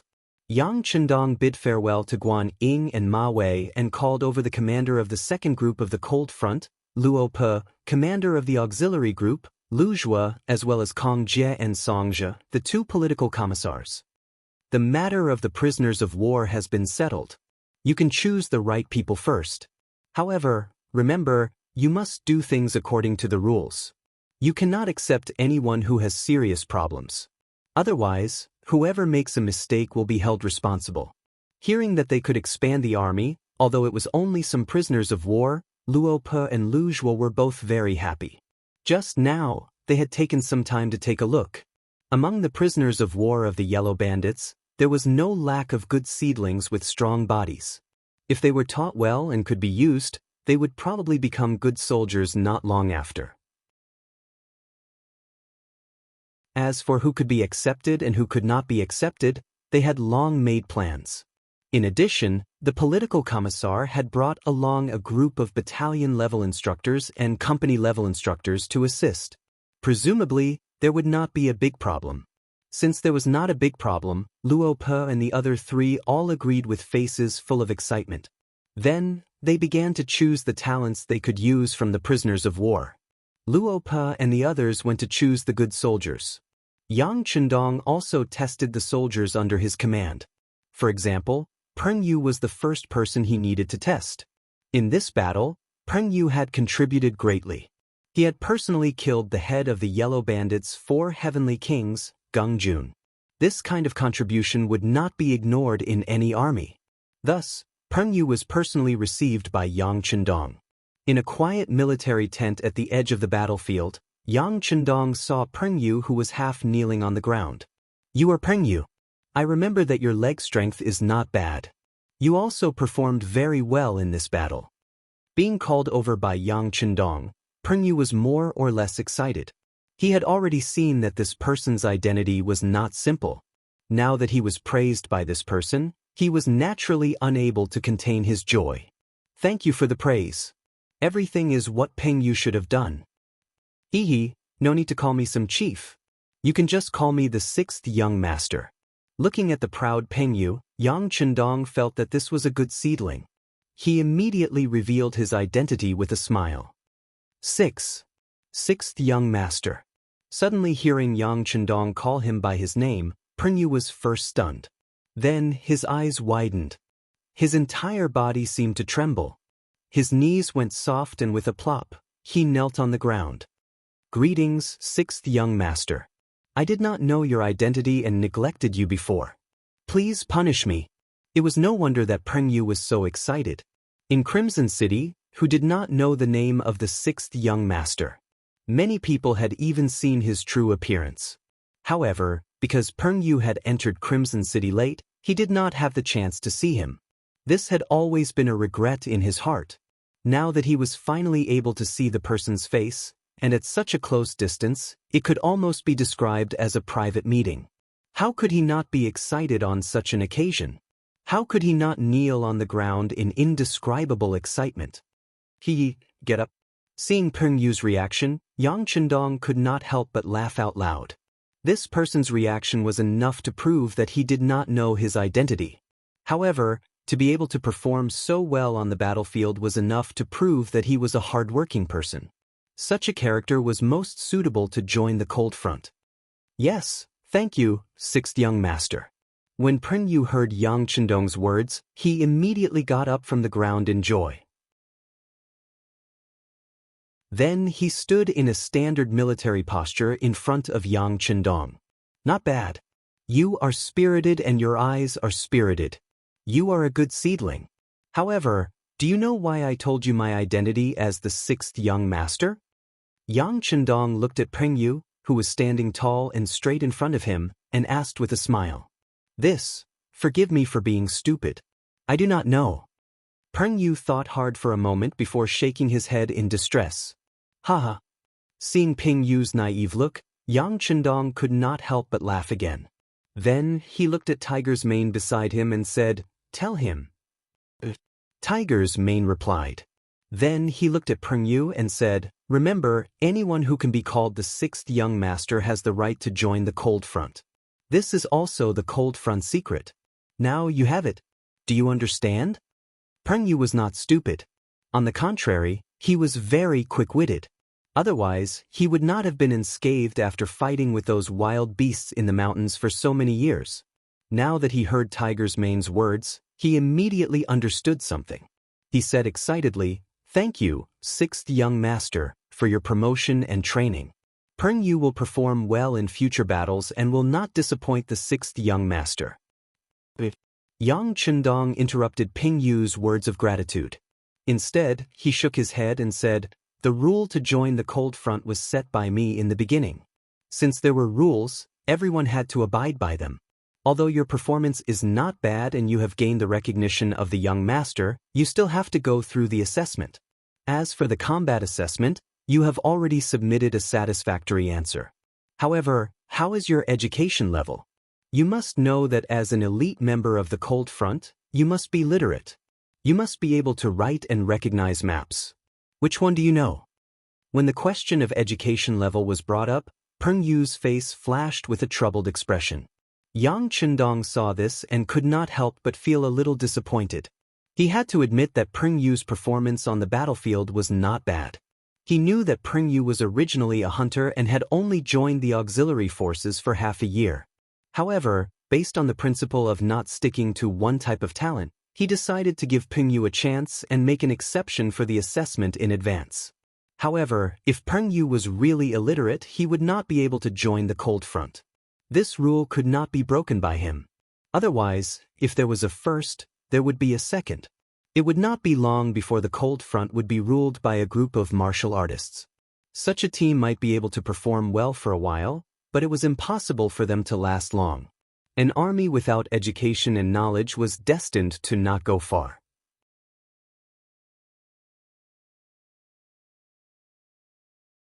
Chapter 376. Just as Yang Chendong was feeling disappointed, Peng Yu answered, Sixth young master, I can read a few words, but I haven't been studying for long, so I don't know many words. I don't know how to read maps either. You can read? He did not consider whether Peng Yu knew how to read maps. Maps were usually used to assess military officers. As long as Peng Yu had some knowledge, he could join the Cold Vanguard. As for whether Peng Yu could have a higher level of knowledge, there would be plenty of opportunities for him to learn in the future. Peng Yu was young, so there would be plenty of opportunities.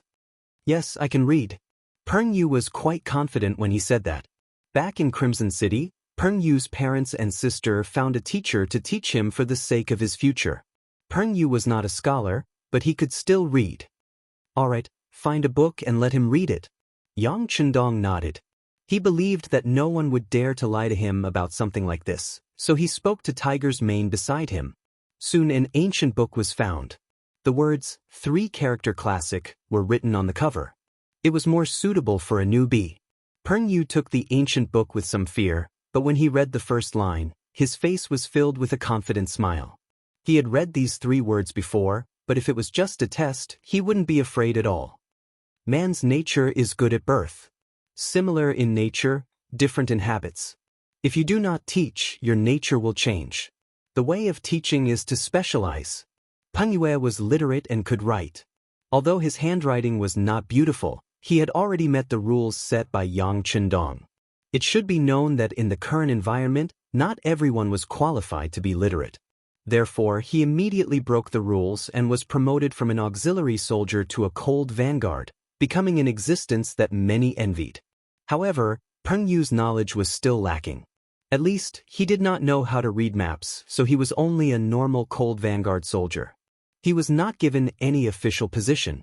However, as long as he worked hard in the future, once he had more knowledge and learned how to read maps, he would become an officer sooner or later. Even if he didn't become an officer, Peng Yu was already quite satisfied. Being able to join the cold front after only being an auxiliary soldier for half a year was something he never dared to imagine. Not to mention, this exceptional promotion was hosted by the 6th young master himself. Just this point alone was enough to make him proud for the rest of his life. Peng Yu happily left the tent. Other than being ordered not to tell the auxiliary soldiers that Yang Chendong was the 6th young master, he had also become a member of the cold vanguard that everyone envied. Soon after, the news spread like wildfire among the auxiliary soldiers. At this moment, there were many envious people. Everyone was holding back a wave of energy in their hearts. That was, they had to perform well in the following battles and strive for the opportunity to be promoted. In order to win a battle, morale was a must. Proper command was also a must. However, there was also a standard requirement for the number of soldiers. For example, if 100 people met 10,000 people, how difficult would it be to win? This was the disadvantage brought about by the lack of numbers. Although Crimson City had developed rapidly, its foundation was still too weak. The time it had been established was also too short, resulting in a lack of manpower. Now that there was a chance to expand its strength, both Commander Luo Pe and Commander Lu Zhuo would not let go of this opportunity. Immediately, with the support of the two commanders, the political commissars of the two regiments led a group of political personnel and started to get busy. Groups of strong captives were brought in front of them to register and understand the situation. Although they could use this opportunity to expand the army, there were still rules to be followed. The first step was a strict background check. Register them carefully and see if they have any family members living outside. If they're alone, register them strictly. Not only do we have to listen to them, but we also have to ask them to name at least 2 of their captive friends.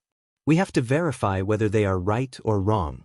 As for those who can't be found, put them aside first. We can't accept them if they don't have a clear background. If they are alone, we have to understand how they ended up like this. Why did their family members leave them? Whether they were oppressed by the Yellow Bandits or the Ming Army. We have to find out everything clearly, ask them seriously if they were literate, if they have learned martial arts, who their master is. We have to register all of these clearly. Questions after questions were asked by the 2 political commissars, which became the criteria to determine which captives were suitable to be recruited into the army and which were not. While these political personnel were doing their work, Guan Ying's logistical support was also effective. Even Ma Wei was very cooperative. Some of the rich families in Guangzhou were grateful that Yang Chendong led the troops to save them, so they took out silver to buy meat and wine to reward the victorious troops.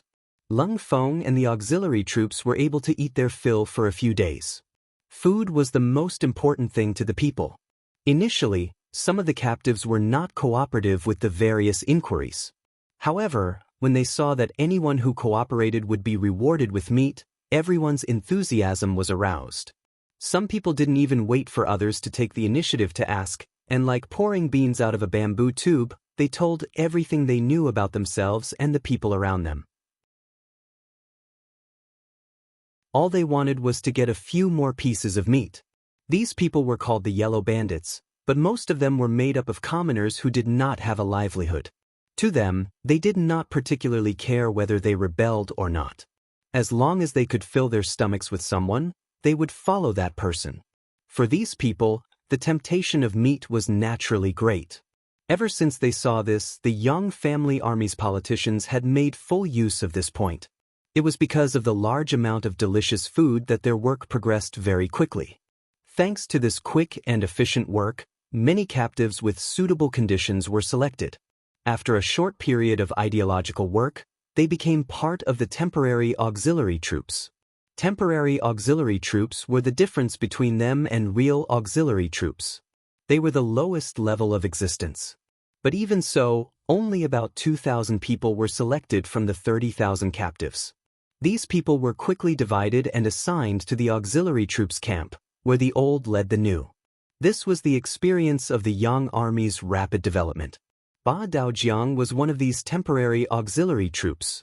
At first, this name did not sound like a person's name, but more like a place's name. However, It was actually a nickname given by the people of the underworld. This person's skin was slightly dark, and he was not very tall. However, the muscles on his body seemed to be in an explosive state. At first glance, one could tell that he was not an ordinary commoner, but a martial artist. In fact, Ba Daojiang had been practicing martial arts since young. After he finished his apprenticeship, he mingled in the underworld. When he first started out, because he did not have much experience in the underworld, he offended someone and was almost assassinated. After that, he began to chase after the real culprit. He chased after the culprit for 3 days and 3 nights. During that time, he passed by 8 different rivers of different sizes. In the end, he killed the culprit who had assassinated him. After that, he became known as Ba Daojiang. As time passed, he began to forget his original name and began to call himself Ba Daojiang. This time, he was originally wandering around Guangdong, fighting for justice and looking for a future that belonged to him. Coincidentally, the city of Wuzhou that he was previously in had been attacked by the Huang bandits. He was trapped in the city and had joined this group by some strange coincidence. After wandering around the underworld, he had seen many things. This made Ba Daojiang dislike some of the local officials of the Ming dynasty. They often used their power to bully others and took advantage of the commoners. Just based on the number of people that he had seen, he did not know how many families had been destroyed by the officials. After losing confidence in the Ming dynasty, Ba Daojiang joined the Huang bandit army to see if they could really bring new hope to the commoners. However, when he attacked Zhaoqing Prefecture, he was once again disappointed by the burning, killing, and looting. He had the intention to leave, but before he found a good place to go, he forced himself to stay in the Huang bandit army. Unexpectedly, during the attack on Guangzhou Prefecture, he was sleeping in the barracks when there was a commotion outside. When he got dressed and came out of the barracks, he saw the Huang bandit army fleeing in all directions. In order to save his own life, Ba Daojiang was prepared to escape. In the process of escaping, he even injured 2 of his auxiliary soldiers. However, he was eventually stopped by the elites from the outside. When Ba Daojiang saw more than 10 bandits being killed by firearms from afar, he wisely chose not to take the lead. In the end, he followed the crowd and became a captive. There were so many captives, and Ba Daojiang was only one in 30,000 of them. In addition, he hadn't done anything outrageous, so he wasn't in a hurry. He only thought that the law couldn't punish the masses. In the end, these people would still be dismissed. Because even if they wanted to be locked up in prison, there wasn't a prison that could hold so many people. As he waited patiently, he was attracted by the meat that Lung Feng took out. Ba Daojiang did not have any other hobbies other than good wine and meat. How could he not be moved by the delicious food in front of him? As such, in order to achieve his goal, he revealed some of his situation. As he did not have any relatives and did not know where his parents were, he became an important target for investigation. After finding out from his friends that he did not join the Huang bandit army for long and did not do anything to harm the civilians, he was selected to be a temporary auxiliary soldier and lived a life of meat. There was no free lunch in the world. After eating delicious meat, Ba Daojiang and the other temporary auxiliary soldiers would be called for a meeting every night. Lung Feng and 2 auxiliary soldiers would be in charge of the meeting. The content was for everyone to talk about their past and history, about the injustice they had seen, and about the grievances they had suffered. At first, Ba Daojiang didn't know why he said all this. But when he saw some people being encouraged to talk about their own stories, and some talking about how their loved ones died under the Ming dynasty's corrupt and deceitful policies, or were forced to die or starve to death, tears streamed down his face. He was heartbroken.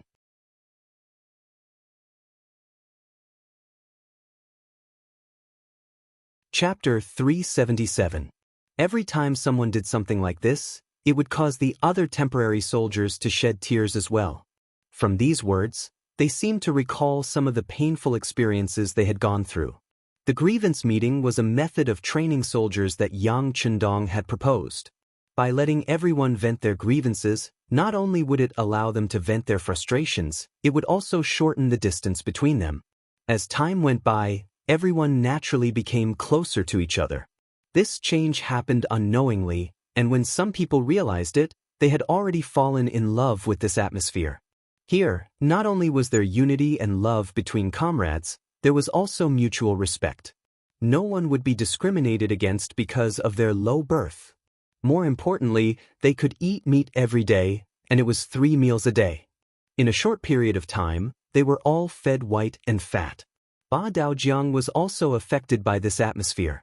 During one of the grievance meeting, he even took the initiative to speak about some of the injustices he had experienced and seen. He talked about how a local landlord had taken a liking to a woman and forced her husband to kill him. In the end, he forced the woman to jump into a river and killed the landlord's family in a fit of rage. Many people in the meeting shed tears and praised Ba Daojiang's righteous actions. Then, they said with righteous indignation that they wanted to eradicate the evil nobles in the world. Under such an atmosphere, Ba Daojiang also fell in love with this place and began to pay attention to the lives of the Lung Feng and the other temporary soldiers. He realized that these people were very obedient and treated others kindly. More importantly, they were all quite strong, and most of them were literate and sensible. All these discoveries left Ba Daojiang astonished. It was not that he had never seen or interacted with the Ming army, but it was his first time seeing an army like this. Especially once, when he saw a Lung Feng pour hot water for a temporary soldier to soak his feet, saying that it could get rid of the fatigue of the day, he was truly shocked. Was there really such a kind army in the world? If there was, then wasn't this his goal, his heaven on earth? The more he learned, the more shocked he became. Not only Ba Daojiang but more and more people also found out that the Lung Feng before them were not Ming soldiers, but mercenaries hired by the southern Ming emperor. They were superior to some of the Ming dynasty's troops. Their combat power was astonishing and their military discipline was strict. They trained hard and their military quality was strong. They ate well and received good treatment. At the same time, they also owned the world's most powerful firearms and so on. All of this shocked Ba Daojiang. At the same time, he also started to feel envious. When he finally couldn't help but ask a temporary soldier if he could become a real temporary soldier, or even a Lung Feng that everyone envied, he received an affirmative answer. As long as you are willing to work and obey orders, anyone can have a good future here. It was these words that made Ba Daojiang completely put down the burden in his heart. He made a decision in his heart that he must perform well and strive to be able to make contributions in the next battle. At this time, other than training with the Lung Feng and the temporary soldiers, he also took the initiative to learn how to read. He heard that if he wanted to become a Lung Feng, he had to learn how to read because a very mysterious sixth young master said that an uneducated army would not have a future. Although he didn't know what this so-called future was, since everyone was doing this, he would follow and learn. Perhaps there really would be a future that belonged to him? 2,000 temporary auxiliary soldiers had been transferred to Yang Chendong's side. Thus, the original 1,200 soldiers had been strengthened to 3,200 soldiers. Once the training was completed, the 2,000 soldiers should be able to unleash a considerable amount of combat power. Guan Ying and Ma Wei let out a sigh of relief when they only picked 2,000 captives and the ratio of 1 to 15. They were afraid that the imperial envoy would take all 30,000 captives. In that case, they would have military strength, but whether or not they would be able to form a fighting force was another matter. Also, food and drink for 30,000 people was a big problem. Fortunately, Yang Chendong only took 2,000 people, so it didn't give them too much pressure. On the 5th day after the victory, the Guangdong political commissioner, Liu Youfu, finally arrived at the foot of Guangzhou Prefecture. The 28,000 captives were handed over to him. As for how they would be treated, whether they would be locked in prison or sent to the city as forced labor, that was the matter of the local officials. After shaking off the burden of the captives, Guan Ying and Ma Wei came together to find Yang Chendong to discuss whether or not they could stop chasing after the desperate enemy. Yang Chendong had long expected Guan Ying and Ma Wei's arrival. The three of them met in the military tent. Other than Beta Persei, who was following behind them, there was no one else in the tent. Yang Chendong finally opened his mouth. "Generals, but I don't know what you mean by chasing after the bandits?" Yang Chendong asked with a puzzled face. When he was asked about the proper matter, Ma Wei's expression became excited. He rubbed his fists and said, "Sir, the Huang bandits outside Guangzhou Prefecture have been defeated and have retreated to Jiaoqing Prefecture. I heard that they are collecting the remnants of their soldiers, but in the end, it is difficult for the hearts of the people to follow after their defeat. This is the time for us to follow up our victory and chase after them. If we can quickly reach the foot of the city, like when we went from Ganzhou to Guangzhou Prefecture, I think we will be able to intimidate the enemy. Winning the battle will be a certainty. At that time, after the Huang bandits have suffered heavy losses, they will truly be unable to continue and will have to leave. Then, we can return Guangdong to a time of peace. For this matter, General Guan and I have already made preparations. All the food on the road has been prepared and is enough for the army." Just as Ma Wei finished speaking, Guan Ying, who was standing to the side, took the initiative to say, "Yes, I have prepared enough meat pies for the army to reach Wuzhou Prefecture. There is still some left. You can rest assured on this point." At this moment, Guan Ying's mentality had long relaxed.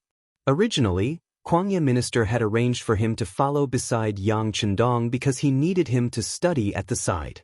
In the future, he could become a general and become the cornerstone of the Southern Ming Ministry of War. Even Guan Ying himself thought this way. However, on the road from Ganzhou to Guangzhou Prefecture, Guan Ying's mentality had more or less changed. After he saw the strength of the mercenaries, the competitive heart in his heart had weakened greatly. Especially after he learned that Yang Chendong had used 800 men to break through the Huang bandits' 80,000-strong army, he became even more aware of the difference between the two sides. Yang Chendong used troops like a god. In this aspect, he was ashamed of his inferiority. However, what he admired more was the strength of the mercenaries themselves.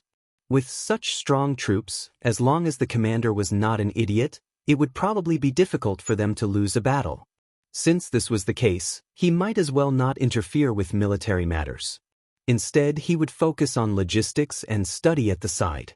When the Guangdong matter was over, he could report it to Kuangya minister and similarly choose people from the army to train a group of elite troops. In the future, he would be a general and be able to use them.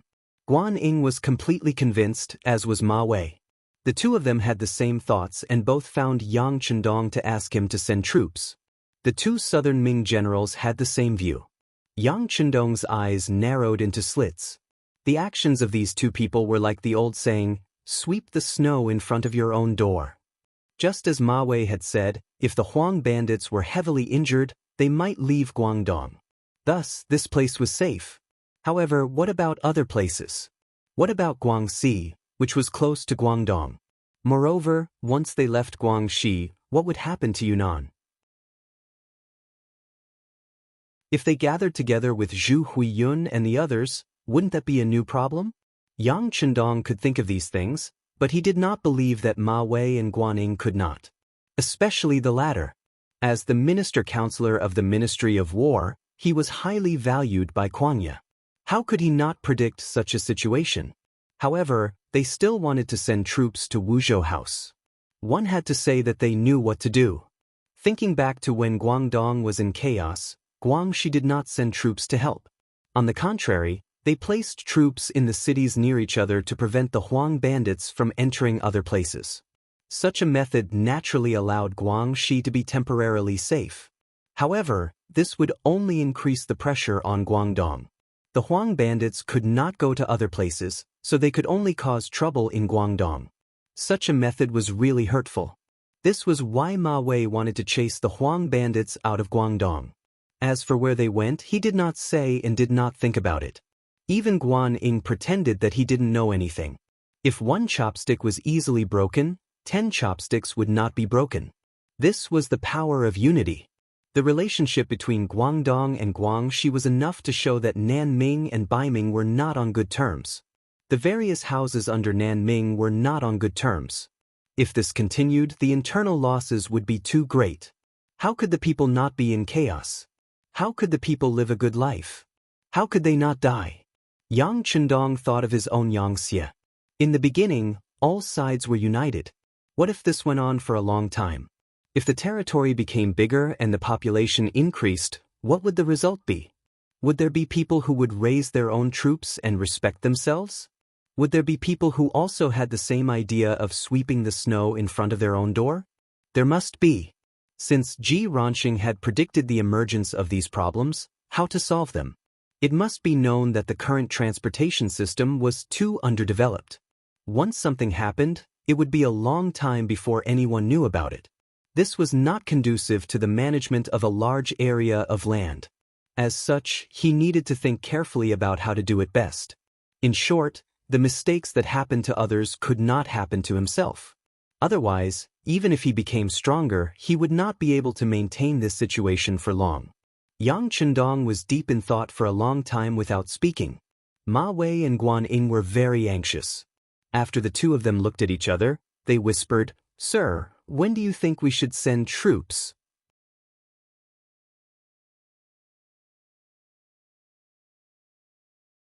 Chapter 378.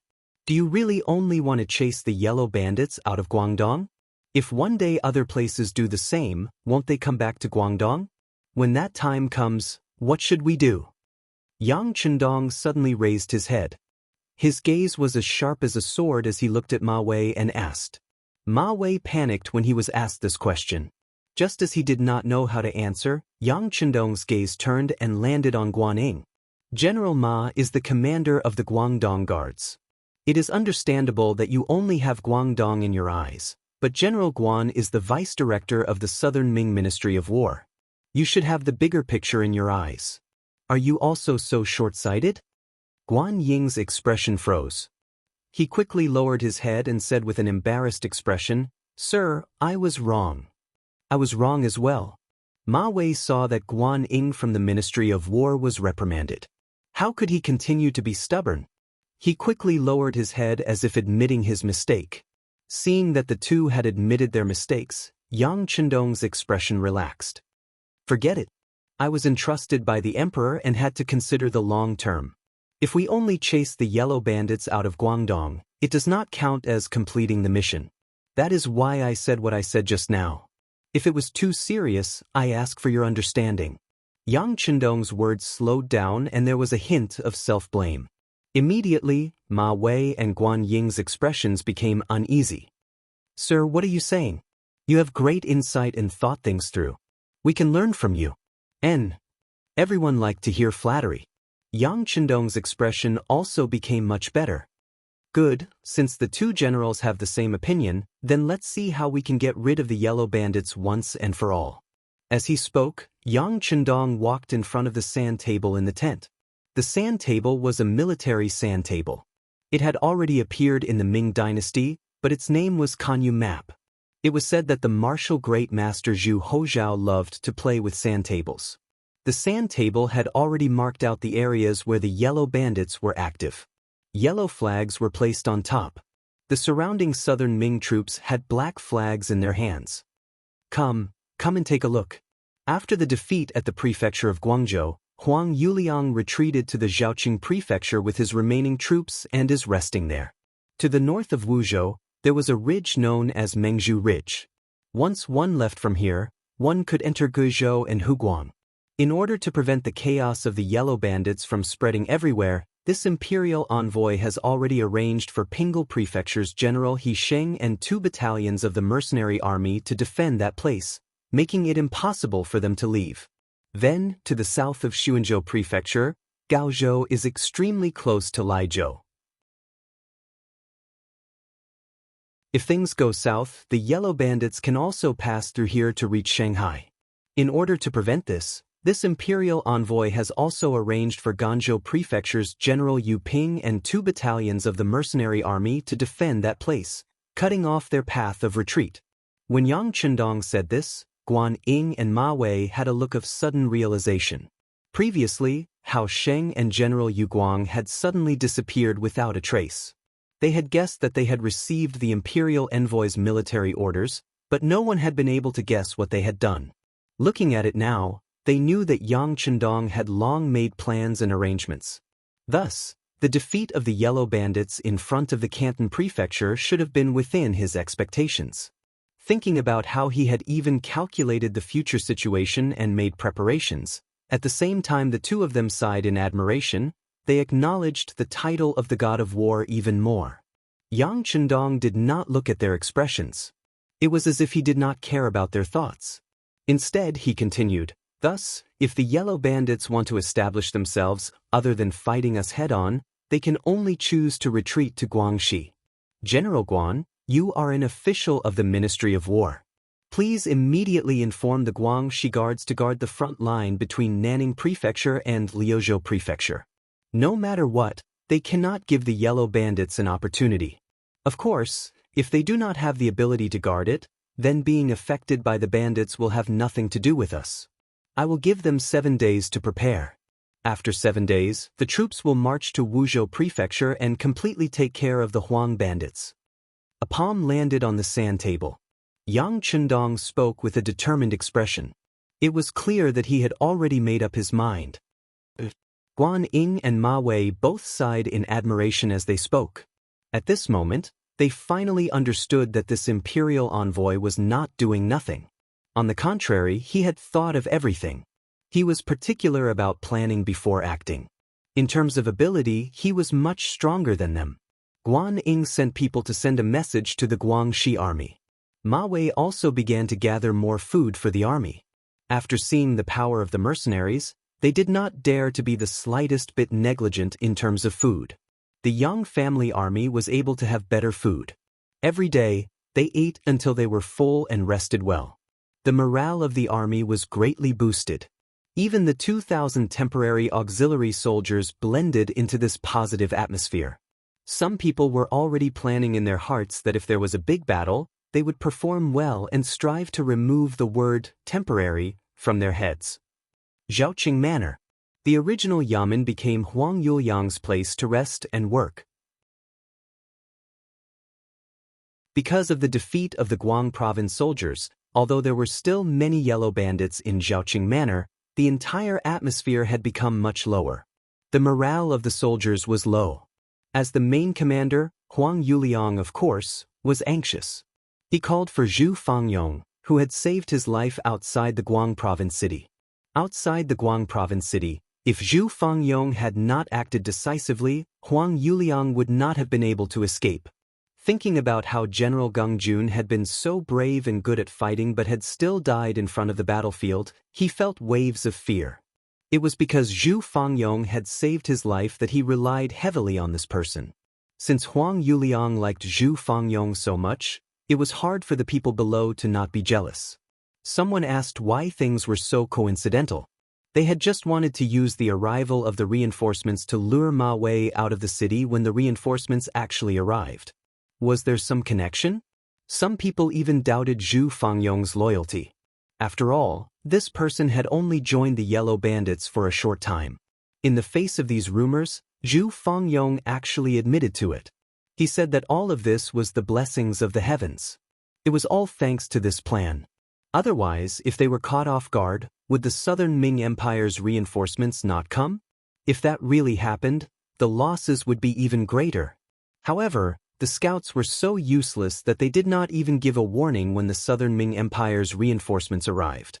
They had truly missed the opportunity. When Zhu Fangyong's words reached Huang Yuliang's ears, not only did he not doubt this person, but he also thought that this was a blessing from the heavens. While praising him and making him his trusted aide, he also killed the scout to improve the morale of the troops. After Zhu Fangyong became Huang Yuliang's trusted aide, he naturally became an important guest. He was often called over to eat together and at the same time, analyzed the current situation. General Zhu, we have already been in Zhaoqing Manor for a period of time. We have also gathered many scattered soldiers, but I don't know why the Southern Ming Empire's army did not take this opportunity to attack us. What are they planning to do? Huang Yuliang's face was filled with worry. The Southern Ming Empire's reinforcements were truly too powerful. They were so powerful that he felt a bone-deep fear. Young master, there is no need to worry. There must be a reason why the Southern Ming Empire's reinforcements did not come. From this general's point of view, it should be because their own military strength is insufficient. This general has sent people to inquire about some news. I heard that the Southern Ming Empire's reinforcements have actually recruited some of our brothers as soldiers. It seems that they are really desperate. Zhu Fangyong said with a smile, but he was truly worried. He thought about the information he had received from the Security Bureau 2 days ago. It said that the 6th young master wanted him to keep Huang Yuliang in Zhaoqing no matter what and wait for him to bring his troops over to carry out his previous plan. He also said that the Yang family's army was too small. If they wanted to achieve anything, they had to expand their army and accept many yellow bandits as soldiers. He was truly shocked. As for keeping Huang Yuliang in Zhaoqing City, Zhu Fangyong felt that it was not difficult to do. This was because this young master Huang did not want to admit defeat and wanted to rise again. How could he leave so easily? It was not easy to get to Zhaoqing City. However, as for the matter of recruiting yellow bandits as soldiers, he was truly worried. Zhu Fangyong, who had stayed in the Yellow Bandits' army for a period of time, knew that they were just a bunch of villagers who had no choice but to join the army to fill their stomachs. They did not have any culture and did not understand any great principles. They would only follow whoever gave them food. Would these people be loyal? Would these people be of any use on the battlefield? He did not want to drag down other allies. Although he was worried, this was something the 6th young master would do. Due to his respect and reliance on the 6th young master, he did not say anything in the end. He was currently in Zhaoqing City and could not care about things that were too far away. It was better to complete the mission first. Huang Yuliang was originally raising a cup of strong wine to his mouth when he heard Zhu Fangyong's words. When he heard that his subordinates had been recruited by the Southern Ming, he was first stunned and then laughed. His originally nervous expression instantly relaxed. The Southern Ming actually recruited our soldiers. Is this true? I sent out 3 groups of people and the news they sent back was the same. It should not be false. Zhu Fangyong replied with a serious expression. Good. Huang Yuliang stood up with a face full of joy. The Southern Ming actually used our soldiers as soldiers. This shows that they have too few soldiers. More importantly, they do not know that the people who can join my volunteer army are all warriors who have lost faith in the Southern Ming. If they lose on the battlefield in order to survive, they will have to surrender to save their lives. However, their hearts will still be on our side. If we use these people, once the 2 sides fight and we have the upper hand, they will very likely turn their spearhead on the battlefield. That will be the time they reap what they sow.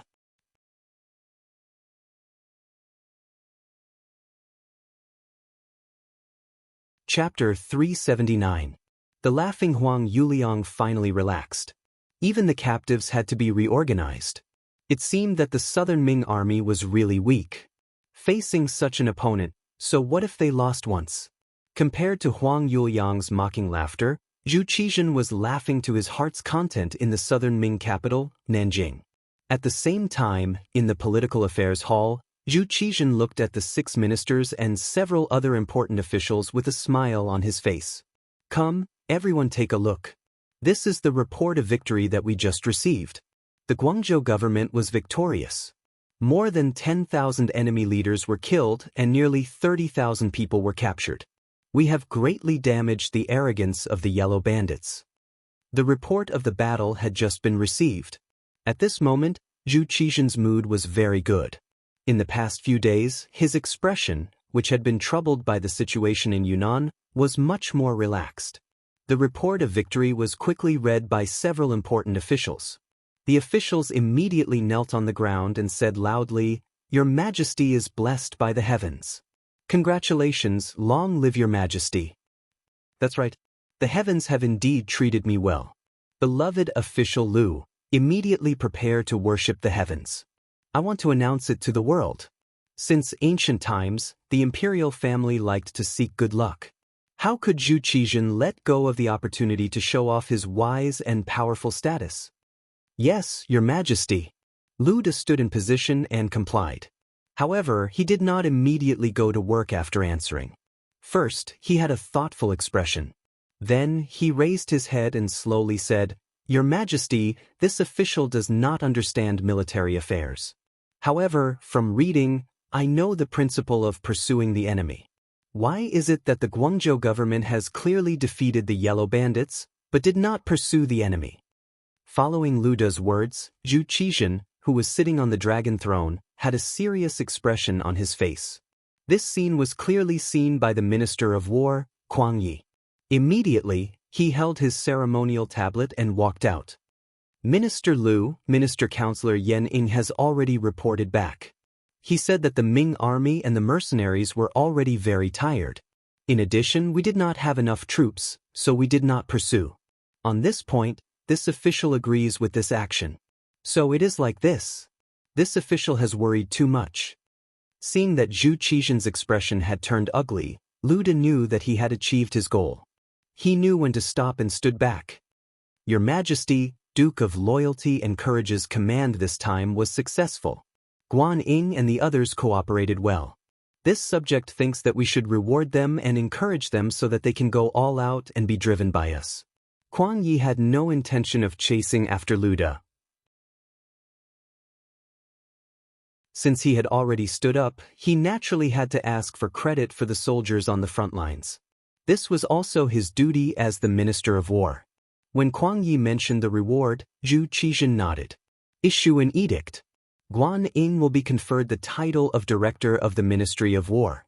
All other meritorious service personnel will be promoted by 1 rank and rewarded between 1,000 and 100 taels of silver. As for the Duke of Loyalty, his name is borrowed from Baiming. If you want to reward him, you need to inform them. Let's leave it to the Ministry of Rights. Lu Da, who had just retreated, stood up again and respectfully answered. However, anyone could see that if this matter was left to this person to handle, it was unknown when a reply would come. It was even possible that there would never be a reply. Kuang Yi also wanted to say something on behalf of Yang Qindong. In the secret letter that Guan Ying had given him, it was clear that without the imperial envoy, it would have been difficult to win this battle. How could such a talent be neglected or offended? However, before he could say anything, Zhu Qizhen had already stood up and said, "You can all disperse. We are tired and need to rest for a while. If there are no important matters, do not disturb us." After saying this, he seemed to stare at Kuang Yi as if these words were only for him to hear. Speaking of which, Zhu Qizhen both loved and feared Yang Qindong. He loved him because this person was indeed talented and had once saved his life. It was not an exaggeration to say that he was his benefactor. He was afraid that it was because Yang Qindong was too powerful. In the Guangdong matter, the southern Ming army had always been at a disadvantage. However, he had won a great battle as soon as he arrived. This kind of result naturally made people happy, but at the same time, it made people worried. This person was so good at fighting to the outside world. If one day he had some thoughts that he should not have, then who could keep him in check? Since ancient times, what emperors liked to play with the most was the art of balance. Pulling one side to fight another, pulling the weak to fight the strong, to maintain the balance of the court. This way he, as the emperor, was even more important. However, looking at it now, Yang Qindong's power was probably unrivaled. This kind of person had to be used, but it had to be guarded. This time, he did not reward the other party. Of course, to the outside world, it was because he was the official of the Baiming. There were some things that had to be considered when it came to him. The court dispersed. The important officials left the political affairs hall one by one. Only Kuang Yi was still standing there in a daze, as if he had lost his soul. Minister Feng. A voice sounded beside him, calling Kuang Yi's wandering soul back. When he turned his head and saw the person, he forced a smile. So it's Minister Wang. The person who came was Wang Zhua. He was also one of the 9 important officials that Yang Qindong saved during the Battle of Tumu. At this time, when he saw Kuang Yi's lifeless eyes, he had already guessed what the other party was thinking. He shook his head and persuaded, "Minister Feng, you don't need to think too much. We have been officials for many years. How can we not know the emperor's thoughts? Even that Duke of Loyalty and Courage should be very clear. Moreover, he shouldn't mind too much." "He won't mind?" Kuang Yi asked, not quite understanding. Why would he mind? For him, the Duke of Loyalty and Courage is already an extremely high honor. He is only 21 years old. In history, there are very few people who can do this. As the saying goes, it's lonely at the top. Wang's lips moved slightly, speaking slowly. Then he cupped his fists and said, "The Duke of Loyalty and Courage is a smart person. This kind of person is very opinionated and will endure humiliation. Otherwise, he would not have such achievements. Besides, since this is the Emperor's intention, we as officials are powerless to change it. We only need to speak the truth. As for what kind of situation will occur, we can only wait and see." Wang's looked like he saw it very clearly. This was also because he was the Minister of Revenue. Originally, he dealt with money. It could be said that he always calculated the accounts very clearly. Because of fear, Ingzong found a reason not to reward Yang Chendong. This was originally the Emperor's power. But he did forget one thing. That was, this time he was facing Yang Chendong. Was he such a good person? It was said that in Baiming, because the Minister of Justice, Yu Shiyue, offended him, he was overthrown. Even Dai Zong could not protect him. How could such a person not fight back after being schemed against? Just wait and see. If this goes on, Zhu Qizhen is likely to suffer the consequences of his own actions. Because Wang's saw through everything, he knew that this was a battle between two tigers. Bystanders could not persuade, so he did not say anything. At this time, he told Kuang Yi all of this. This oldest minister of war quickly understood. He sighed and said, "Aye, this old man is old. I'm afraid I won't be able to serve the emperor for long." "Yes, since you don't have enough energy, it's better to take a good rest." Wang's chuckled. His hint was effective. Since he could not solve any problem by speaking, it was better to not say anything and just watch. The so-called old meant that his energy was limited. It meant that Kuang Yi would not say anything more on this matter. The two important officials spoke and then left the political affairs hall after everyone else. They were thinking about what kind of expression the front line would have after receiving the imperial edict. A few days later, it was the last day for the Ming army to rest. According to the plan, the army would leave the Guang province house the next morning and head toward Zhaoqing House, which was heavily guarded by the Yellow Bandits. Food and equipment were all prepared. With the cooperation of Administrator Lu Youfu, Commander Ma Wei, and Guan Ying, all of the work was done. When the time came, the army would set off. Compared to the last time, the number of troops was much higher. For the Ming army, Ma Wei and Guan Ying led 4,000 soldiers. For the mercenaries, there were 4 companies of Lung Feng, 8 companies of support soldiers, 8 companies of support soldiers, and 2,000 temporary support soldiers. In total, there were 3,200 people. On the surface, it did not seem like a lot. It was about the size of a normal garrison. However, in reality, the morale of this army was very high. Especially their combat strength. Even if there were several times more troops, they would not be a match for them. On this point, Ma Wei and Guan Ying were very confident. They were looking forward to doing something new. It was also at this time that the eunuch who announced Emperor Ingzong's edict came. The moment he appeared, he asked all of the generals above the rank of Chiliarch to enter the tent. Ma Wei, Guan Ying, and the others naturally rushed over. However, when the news reached Yang Chendong in another tent, he was playing 5-in-a-row chess with his wife, Hu Yen, and they looked like they were in the midst of a battle. The tent door opened from the outside and Tiger's Mane walked in. "Young master, the eunuch that Emperor Ingzong sent has arrived. He is now meeting with the Ming army general." "He is not slow," Yang Chendong answered absent-mindedly. Then he looked up at Hu Yen and said, "Yen, it is your turn to go. Watch carefully, or else I will win." Lu Lang.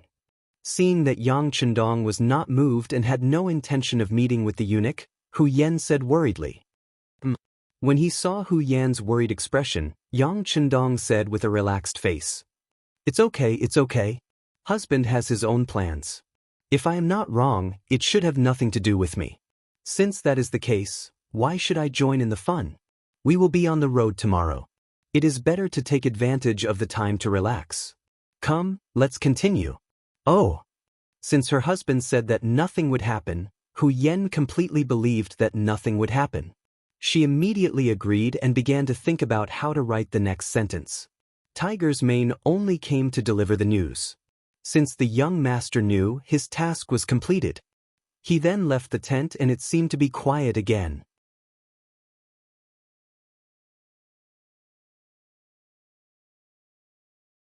Chapter 380. In contrast, the large tent not far away was particularly lively. When the eunuch announced the emperor's decree, if everyone was not rewarded with silver taels, they were rewarded with military exploits, and they were promoted. Which one of them was not in high spirits? Even Ma Wei, because of his meritorious service, had offset the crime of losing his territory. General Ma, Dr. Guan, why don't I see the imperial envoy? The eunuch who was in charge of announcing the edict spoke with a hint of dissatisfaction when he did not see Yang Chendong appear after he had finished what he was supposed to say. The position of eunuchs in the Ming dynasty was not low. In history, many eunuchs with power came from this dynasty.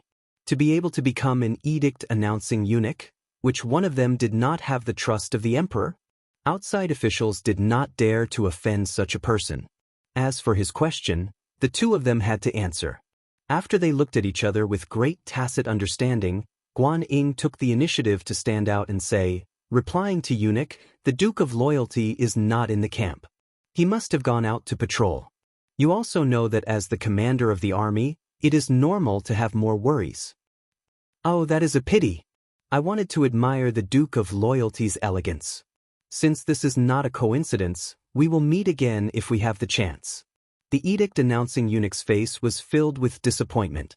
He did not know that his words, in the eyes of Ma Wei and Guan Ying, were no different from missing out on life and death. Thinking back to the time when Yang Chendong killed Jia Ping and punished Han Qing, how swift was that? It also showed that this person was not to be trifled with. This time, he rewarded everyone, but did not mention Yang Chendong. With his temper, who knew what he would do? At this time, this eunuch was still thinking of going to see the imperial envoy. If he did not do well, he might be kicked out in a fit of anger. If that was not a brush with death, what was it? After the edict-announcing eunuch received some benefits and silver from Ma Wei, Guan Ying, and the others, he left with a smile on his face. The two generals were left with bitter expressions on their faces. In the battle outside of Guangzhou Prefecture City, the two of them should be very clear about who should have the greatest merit. However, this time, the emperor had given out rewards other than the greatest merit. In this way, wouldn't they feel ashamed to accept it? Of course, the most important thing was that they were leaving for Wuzhou tomorrow. At this moment, would the imperial envoy be angry? Would the plan change? The two of them really wanted to go to Yang Chendong's tent to find out what was going on, but they were also worried that if they really went there, they would run into bad luck. In the end, they came up with a solution, which was to use the excuse that the rich gentry in the Guangzhou government wanted to hold a farewell party for the army to test Yang Chendong's agreement. With the decision made, the two of them entered the city and found the Guangdong provincial commissioner, Lu Youfu, and briefly explained the situation. Lord Lu, I'll have to trouble you with this matter. After all, you are the Guangdong provincial commissioner. This time, the emperor only rewarded military generals and not civil officials. It looks like it has nothing to do with you. Presumably, if you go now, even if the imperial envoy is a bit angry, he won't come for you. Ma Wei said with a forced smile. Yes, from what I see, Lord Lu is indeed the most suitable person. After all, the rich gentry wants to hold a farewell party for the army. This is the matter of the local officials. Guan Ying added on. At this moment, Lu Youfu knew that he had been sold. However, when he thought about how this battle was for the peace of Guangdong, only after it was done well could his position as the provincial commissioner be considered legitimate. Even if it was for himself, he had to do something. All right, I'll go take a look. However, remember, you owe me a good meal of wine. Of course, this was a joke. With Lu Youfu saying this, Ma Wei and Guan Ying nodded their heads in agreement. Then, they watched Lord Lu enter the imperial envoy's tent. He went in quickly, and came back even faster. When Lu Youfu came out, he shook his head as he walked. This scene fell into the eyes of Ma Wei and Guan Ying and could be said to be endlessly worried. When he came closer, the two of them went up and asked, "How is Lord Lu? Did the imperial envoy change the plan?" "Ah, the plan hasn't changed. The imperial envoy said that everything is as usual." Lu Youfu shook his head and said the result. Hearing that there were no changes, Ma Wei and Guan Ying's faces relaxed. However, they then asked in confusion, "Lu Dayou, if everything is as usual, why did you act like that just now? What is the meaning of this?" "It's just that when I saw the imperial envoy's expression was as usual and his reply was also quick, I thought that the reward this time was indeed a bit unfair," Lu Youfu said with a sigh. When he saw Yang Chendong just now, the other party was still the same as before, as if the eunuch who announced the decree had never appeared. This kind of calmness, this kind of ease, and even this kind of broad-mindedness could not help but be admired. At least, if it were him, he probably would not have such a calm expression. Only then did Lu Youfu express his feelings. However, when these words were spoken, the three of them did not speak anymore. After all, the eunuch who announced the decree was under the emperor's orders. As officials, they did not have the courage to talk about the emperor in private. Fortunately, the plan was as usual, so they could go back and have a good night's sleep. In the military tent not far away, Yang Chendong was thinking about something with his eyes closed. Hu Yen had already left to prepare dinner, leaving only Tiger's Mane and Beta Persei here. "Young master? Are you not angry?" Seeing that there were no outsiders, Tiger's Mane finally could not help but ask. "That's right, I also want to ask this." To the side, Beta Persei lowered his voice. This was not because he was talking about a secret, but because his voice was like thunder. When he spoke normally, it would sometimes scare Yang Chendong, which was why he was forbidden to lower his pitch when he spoke in the future. The two taciturn people beside them, who usually did not ask themselves and rarely spoke, had actually spoken on this matter. Yang Chendong's originally closed eyes slowly opened. He then looked at the two of them with interest and said, "What? You're fighting for justice on behalf of the young master?" "Young master, it's not fighting for justice, it's the truth. Why are those people who did not do anything great rewarded, but you don't have anything?" Seeing that Yang Chendong was not angry, Tiger's Mane became much bolder when he spoke. "Haha, well said, it's the truth." Yang Chendong nodded, seeming to agree with Tiger's Mane's statement, but then shook his head. "But what does the truth matter? When others must turn a blind eye to it, the truth can also be treated as if it doesn't exist. At the end of the day, everything depends on strength." After Yang Chendong said this, he looked at Tiger's Mane and Beta Persei and said in a teaching tone, "Remember, benefits are not something that you want, but should be fought for with practical actions. Only when you become strong, no one will dare to give you a hard time, and all kinds of unfairness will leave you. On the contrary, before that, even if you have any dissatisfaction, you need to endure it. Otherwise, even if you have great talent, I'm afraid you won't have the chance to show it, understand?" These words were somewhat profound, but the two of them had been with Yang Chendong for more than a day or two. Even if they didn't understand the whole thing, they understood the gist of it. Young master's words were nothing more than that, they were not strong enough now, and they still needed to work hard to develop. Only when they developed and became stronger, such unfair things would not happen again. "Yes, young master, we understand. We will work harder in the future," Tiger's Mane and Beta Persei both said with a solemn expression. "Very good." Seeing that the other party understood what he meant, Yang Chendong first smiled, then closed his mouth again. He was thinking about the problem of how Yangtze's population could grow rapidly. In the end, the development of Yangtze was still too short, and the foundation was too weak. For example, the problem of population alone was enough to stop all of his development paths. Just this morning, they received news from Resin City that the fleet sent out to search for rubber trees had returned, bringing back over 100 ships of rubber trees that could be transplanted. This great news was enough to prove that electricity could finally be put to use in Resin City. But even so, Yang Chendong couldn't help but feel a little melancholy while feeling gratified. Now that he had the territory, if he didn't have enough population and army to support it, then it would still be a big problem. Before the real expansion began, how to get more people to Chichen City without outsiders knowing was the most important problem. Population, population. Thinking about this, Yang Chendong's mind quickly formed plans. The next morning, more than 7,000 allied troops set off from Guangzhou. Their target was Zhaoqing. As the Guangdong political envoy, Liu Youfu did not follow them. Instead, he sent the army off at the city gates. He was looking forward to this army thoroughly defeating or even eliminating the Huang bandit army, allowing him to become the true Guangdong political envoy. The moment the army moved out, the scouts sent by the Huang bandits spread the news and headed straight for Zhaoqing Prefecture, which was several hundred li away.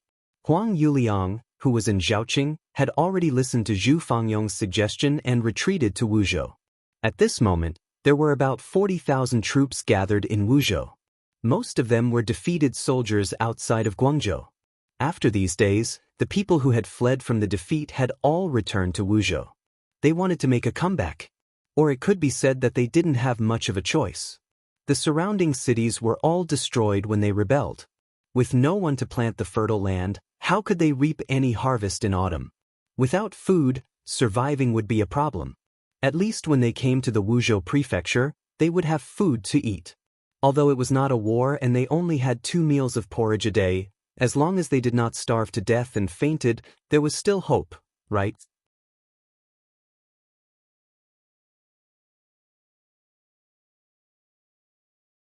Chapter 381. For the sake of food and survival, there would be many people entering the Wuzhou prefecture every day under the banner of the Revolutionary Army. The bandit leader, Huang Yuliang, was overjoyed when he saw all of this. Regardless of the reason, these people were willing to seek refuge with him. At least he had made a name for himself. With a name, there would be people. With people, he could go around killing and pillaging. Food and money would flow into his hands endlessly. With this cycle, his territory would grow bigger and bigger, and his military strength would also grow. One day, it would not be impossible for him to ascend the throne and become an emperor. In order to achieve these goals, the first thing he had to do was to deal with the invaders. The news had already been sent over. When he learned that the Southern Ming Empire had sent over 7,000 soldiers to Zhaoqing Prefecture, Huang Yuliang laughed heartily. Only 7,000 people and they dare to go against my army of 40,000?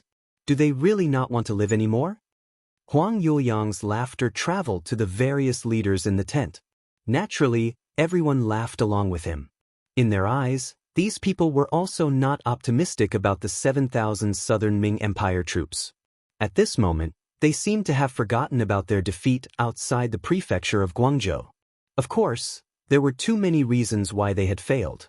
For example, the other party had ambushed them and caught them off guard. However, now that they were prepared, they didn't believe that these 7,000 people would be able to turn into monsters.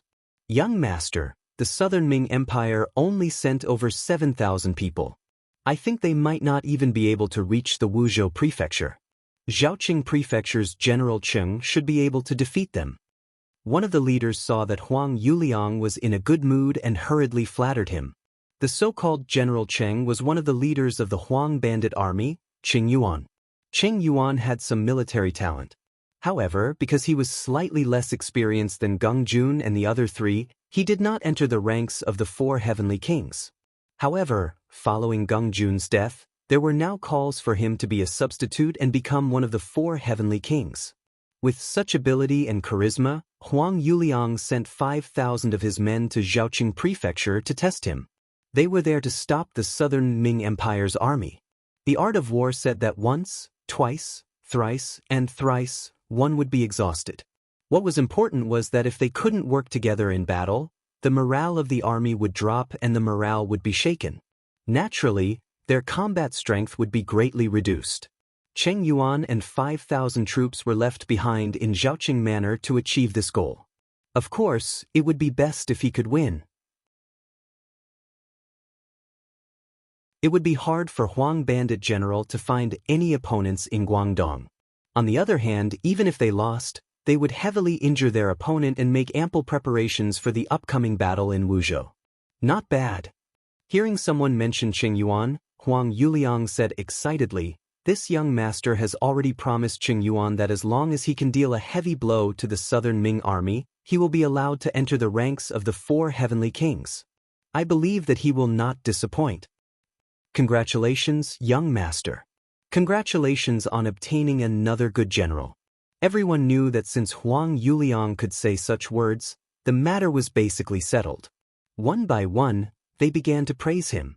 As for how much of the praise was sincere and how much was sincere, it was up to the benevolent to see benevolence. Zhaoqing Manor.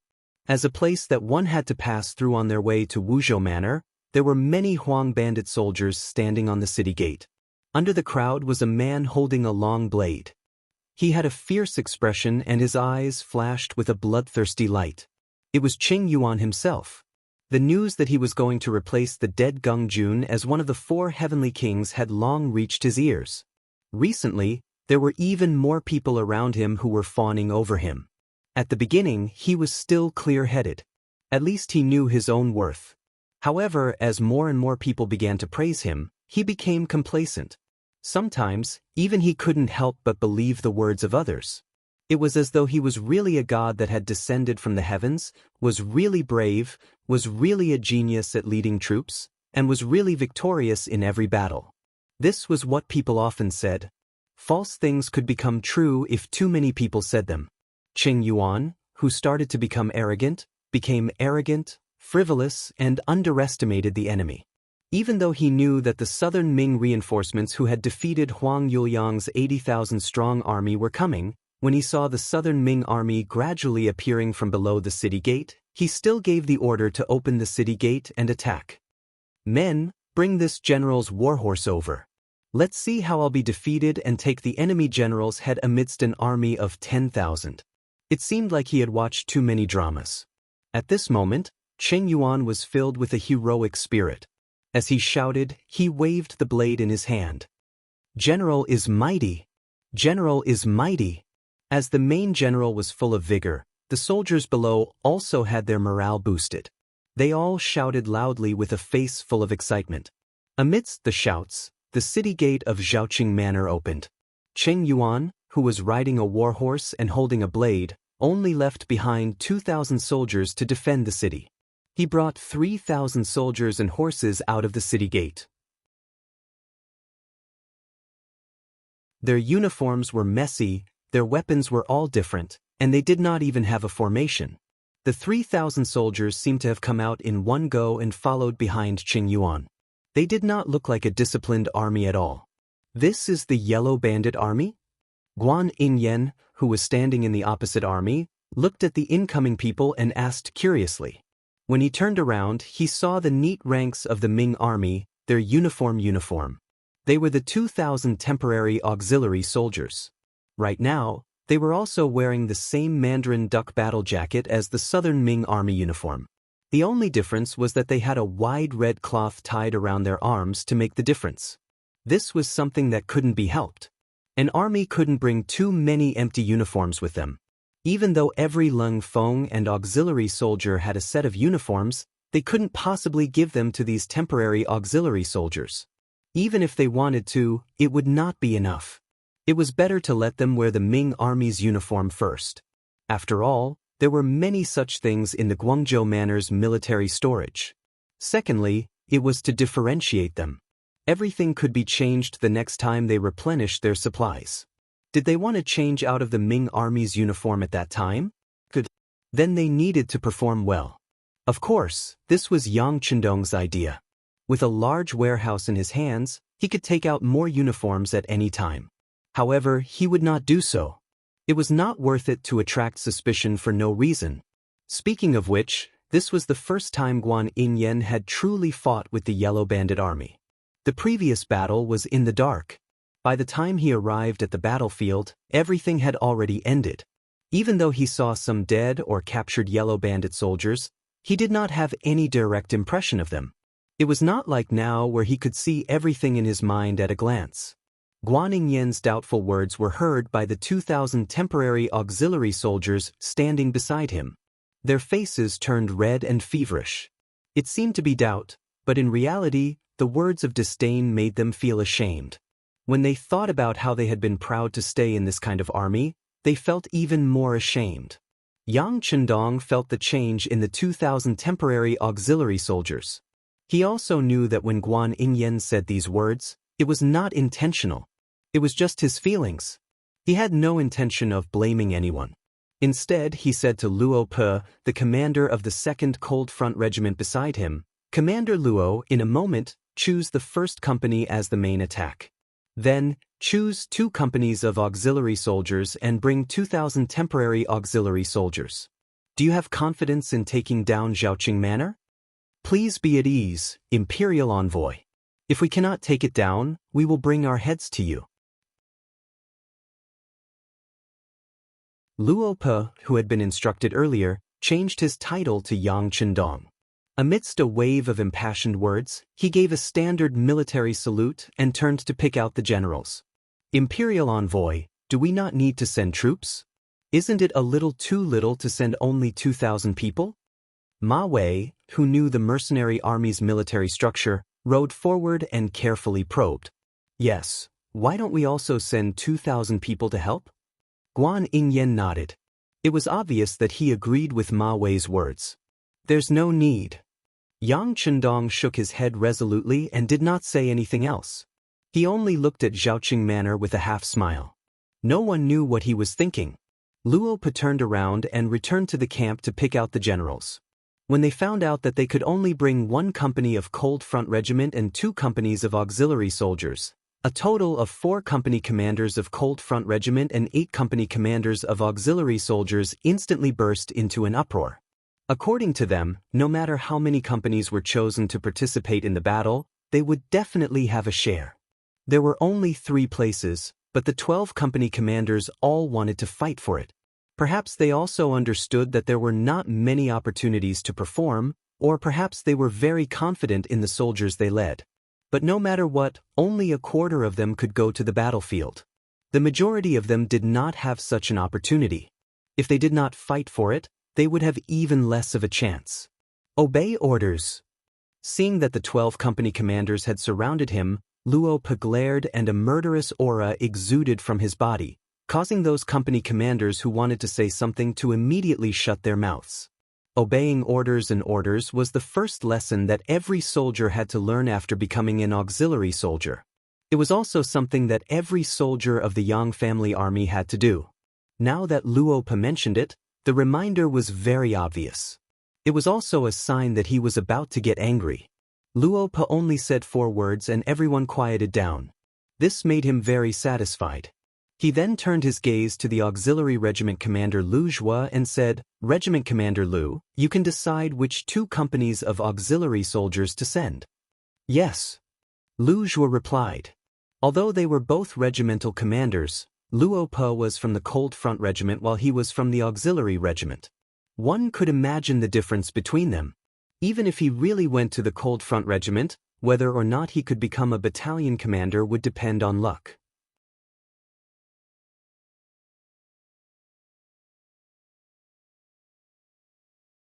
Chapter 382. The 2 regiment commanders worked together and quickly picked out 3 companies to fight. Together with the 2,000 temporary auxiliary soldiers, there were a total of 2,300 people ready to fight. Among the 3,300 people, the company at the forefront was the Cold Vanguard Company led by Battalion Commander Chenbo. Luo Pe had taken a step back this time, giving the opportunity to charge and break through the enemy lines to his battalion commander. Chenbo's eyes shone brightly as he seized the opportunity with great difficulty. He felt as if there was an endless amount of energy in his body. When he thought about how the 6th young master was watching his performance on the battlefield behind him and his every move, he felt an inexplicable excitement all over his body. Peng Yu was in the Cold Vanguard Company. Due to his outstanding performance on the battlefield, he had been selected by the 6th young master as a member of the Cold Vanguard Company. This time, he had to perform outstandingly to repay the trust and support. Peng Yu was not the only one. The Cold Vanguard Company was also filled with energy. Since they were able to join the Cold Vanguard Company, they naturally had the right to know who the 6th young master was. Yang Chendong's appearance was like a shot of adrenaline to them. causing them to be extremely excited. The two auxiliary battalions were in the middle. Following behind the Cold Vanguard Company, they would be the main attackers when the battle started. After all, the weapons in their hands were crossbows that were slightly closer to the enemy. If they wanted to be effective, then they had to rush to the front of the enemy. Although there were only 200 of them, all of them were filled with confidence. It was not for any other reason, but because they believed in their comrades and the marksmanship of the Cold Vanguard Company members who would be assisting them on the battlefield. If anyone dared to counterattack or threaten their lives, the Cold Vanguard Company would definitely step in and take care of the enemy one by one. Standing at the very back were the 2,000 temporary auxiliary soldiers. Compared to a few days ago, they now looked like soldiers standing there. The military training made them look more upright and straight. The grievances meeting reminded them not to forget the past and to remember to strive for a better future. After eating and drinking well, each of them had a ruddy complexion. When they thought about becoming real auxiliary soldiers, they would have the opportunity to follow the auxiliary soldiers back to their headquarters and live a fair and just life without having to worry about food and drink. They became even more excited. It was as if the goal of their lives had already appeared. In order to live a happy life in the future, they had to perform well in this battle. With their fighting spirit and morale, they tightened their grip on the crossbows in their hands. Although the crossbows in their hands couldn't be compared to the auxiliary soldiers, regardless of whether it was shooting distance or accuracy, they were still much better than the rusty knives, hoes, and wooden sticks they used in the Huang bandit army. With such excellent weapons, they would definitely win this battle. The 2,300 soldiers all had their own ideas, but they were all thinking about how to fight this battle well and how to perform even more bravely. Behind them were the 900 Lung Feng and auxiliary soldiers. They stood motionless on the spot, like soldiers who had died many years ago in the Terracotta Army. There was no expression on their faces. They were waiting for an order to come out and take care of any opponents or enemies who wanted to threaten their safety. The 4,000 Ming soldiers stood on the right side of the formation. They craned their necks and waited to see the changes on the battlefield. Ma Wei and Guan Ying widened their eyes, as if they did not want to miss a single moment. They wanted to see how these mercenaries would perform. Behind these people were Yang Chendong's family. They sat in a few carriages. Tai Qingyi led a group of female soldiers to protect them. At the same time, there was a squad of Lung Feng who looked around vigilantly to prevent any suspicious people from approaching. In the carriages, the curtains of the 3 carriages were lifted. They were the first wife, Hu Yen, the third wife, Lady Shui, and Miss Su Maner. Even though Yang Chendong had said that there would be no mercy on the battlefield and that the scene would be a little terrifying, the 3 of them could not help but look at the battlefield out of curiosity. This was especially so for Su Maner.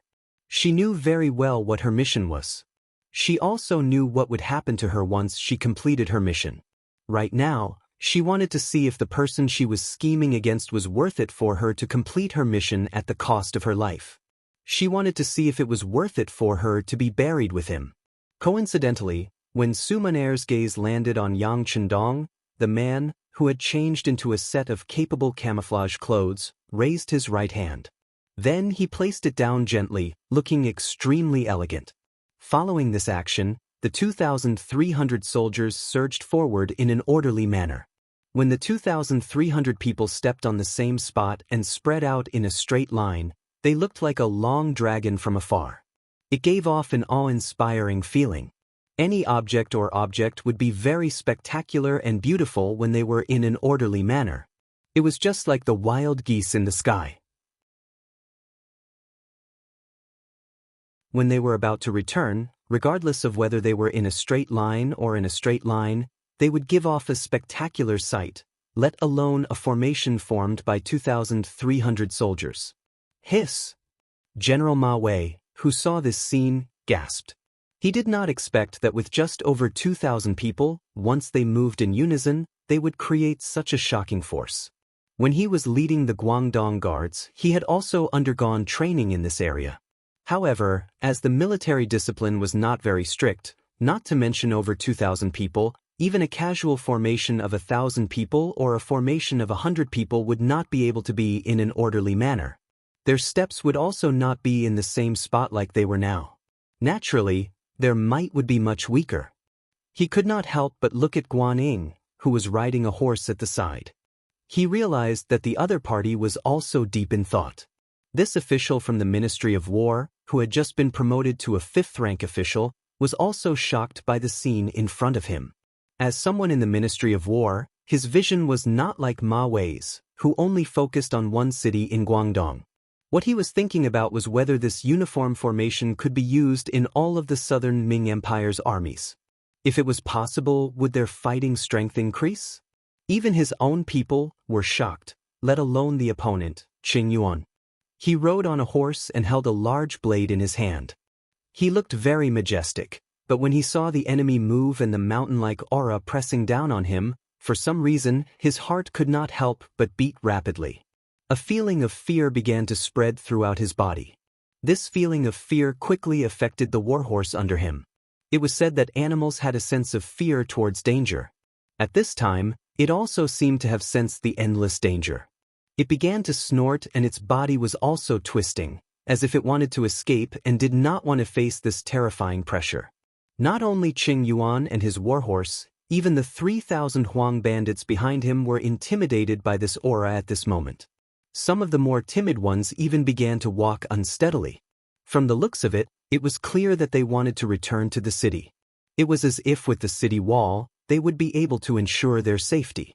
Qing Yuan also wanted to return, but when he thought about how he was going to enter the 4 heavenly kings, if he did not do anything and was scared back into the city by the enemy's aura, once this matter spread out, how would he have the face to see others?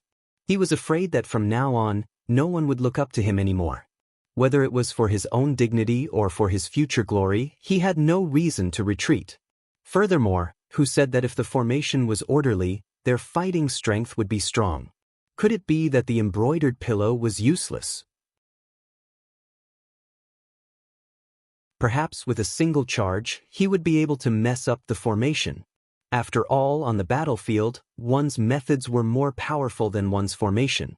Steeling his resolve to fight, Qing Yuan raised the long saber in his hand high and shouted, "Everyone listen to my orders. Follow me and kill our way over. If we win this battle, everyone will return to the city to drink, eat, and play. Men die for wealth, birds die for food." A beautiful future was right in front of them. In addition, Qing Yuan took the lead and charged out. The 3,000 yellow bandits behind him also relied on their morale to shout and charge out. As Qing Yuan led his troops out, the distance between the two sides quickly closed. However, one side was like a tidal wave, while the other side was like a towering boulder. It was as if no one could shake it. Visually, it gave off such a feeling. At the very least, if they really clashed, the victor would depend on whether the tidal wave was stronger or the boulder was sturdier. Charge, charge! The yellow bandits' running speed was not slow. Especially when Qing Yuan personally led his troops to charge at the front, the people behind him seemed to have eaten a bear's heart and leopard's guts, gaining more courage and strength. In the past, when they faced the southern Ming army, they charged like this. In their view, as long as the main general was brave and the soldiers under him fought with their lives, with the advantage of numbers, this battle could still be fought and they could still win. The sounds of killing could already be heard clearly. The distance between the two sides was less than 500 meters. Facing the chaotic roars, Battalion Commander Chen Bo, who was walking at the front, had a firm expression. He was not affected by the changes in the other side and continued to take powerful steps forward. The front army did not move, so the auxiliary soldiers and temporary auxiliary soldiers at the back naturally did not change. Even though a grave expression appeared in the eyes of some people, the formation was still orderly and there was not the slightest hint of chaos. The distance between the two sides was only 300 meters. According to the Ming dynasty's ratio of 1 foot to the present day, it was only 300 meters. The shooting range of the U-5 rifle was 45 degrees. After flying for about 4,000 meters, it began to fall. Of course, this was not the effective range. Under the effective range, as long as one could see, 800 meters was not a problem. Within 600 meters, one could easily take a person's life. Now that the distance was less than 300 meters, it was time to attack. Some of the platoon leaders and squad leaders who understood the reasoning behind this looked at Battalion Commander Chinbo.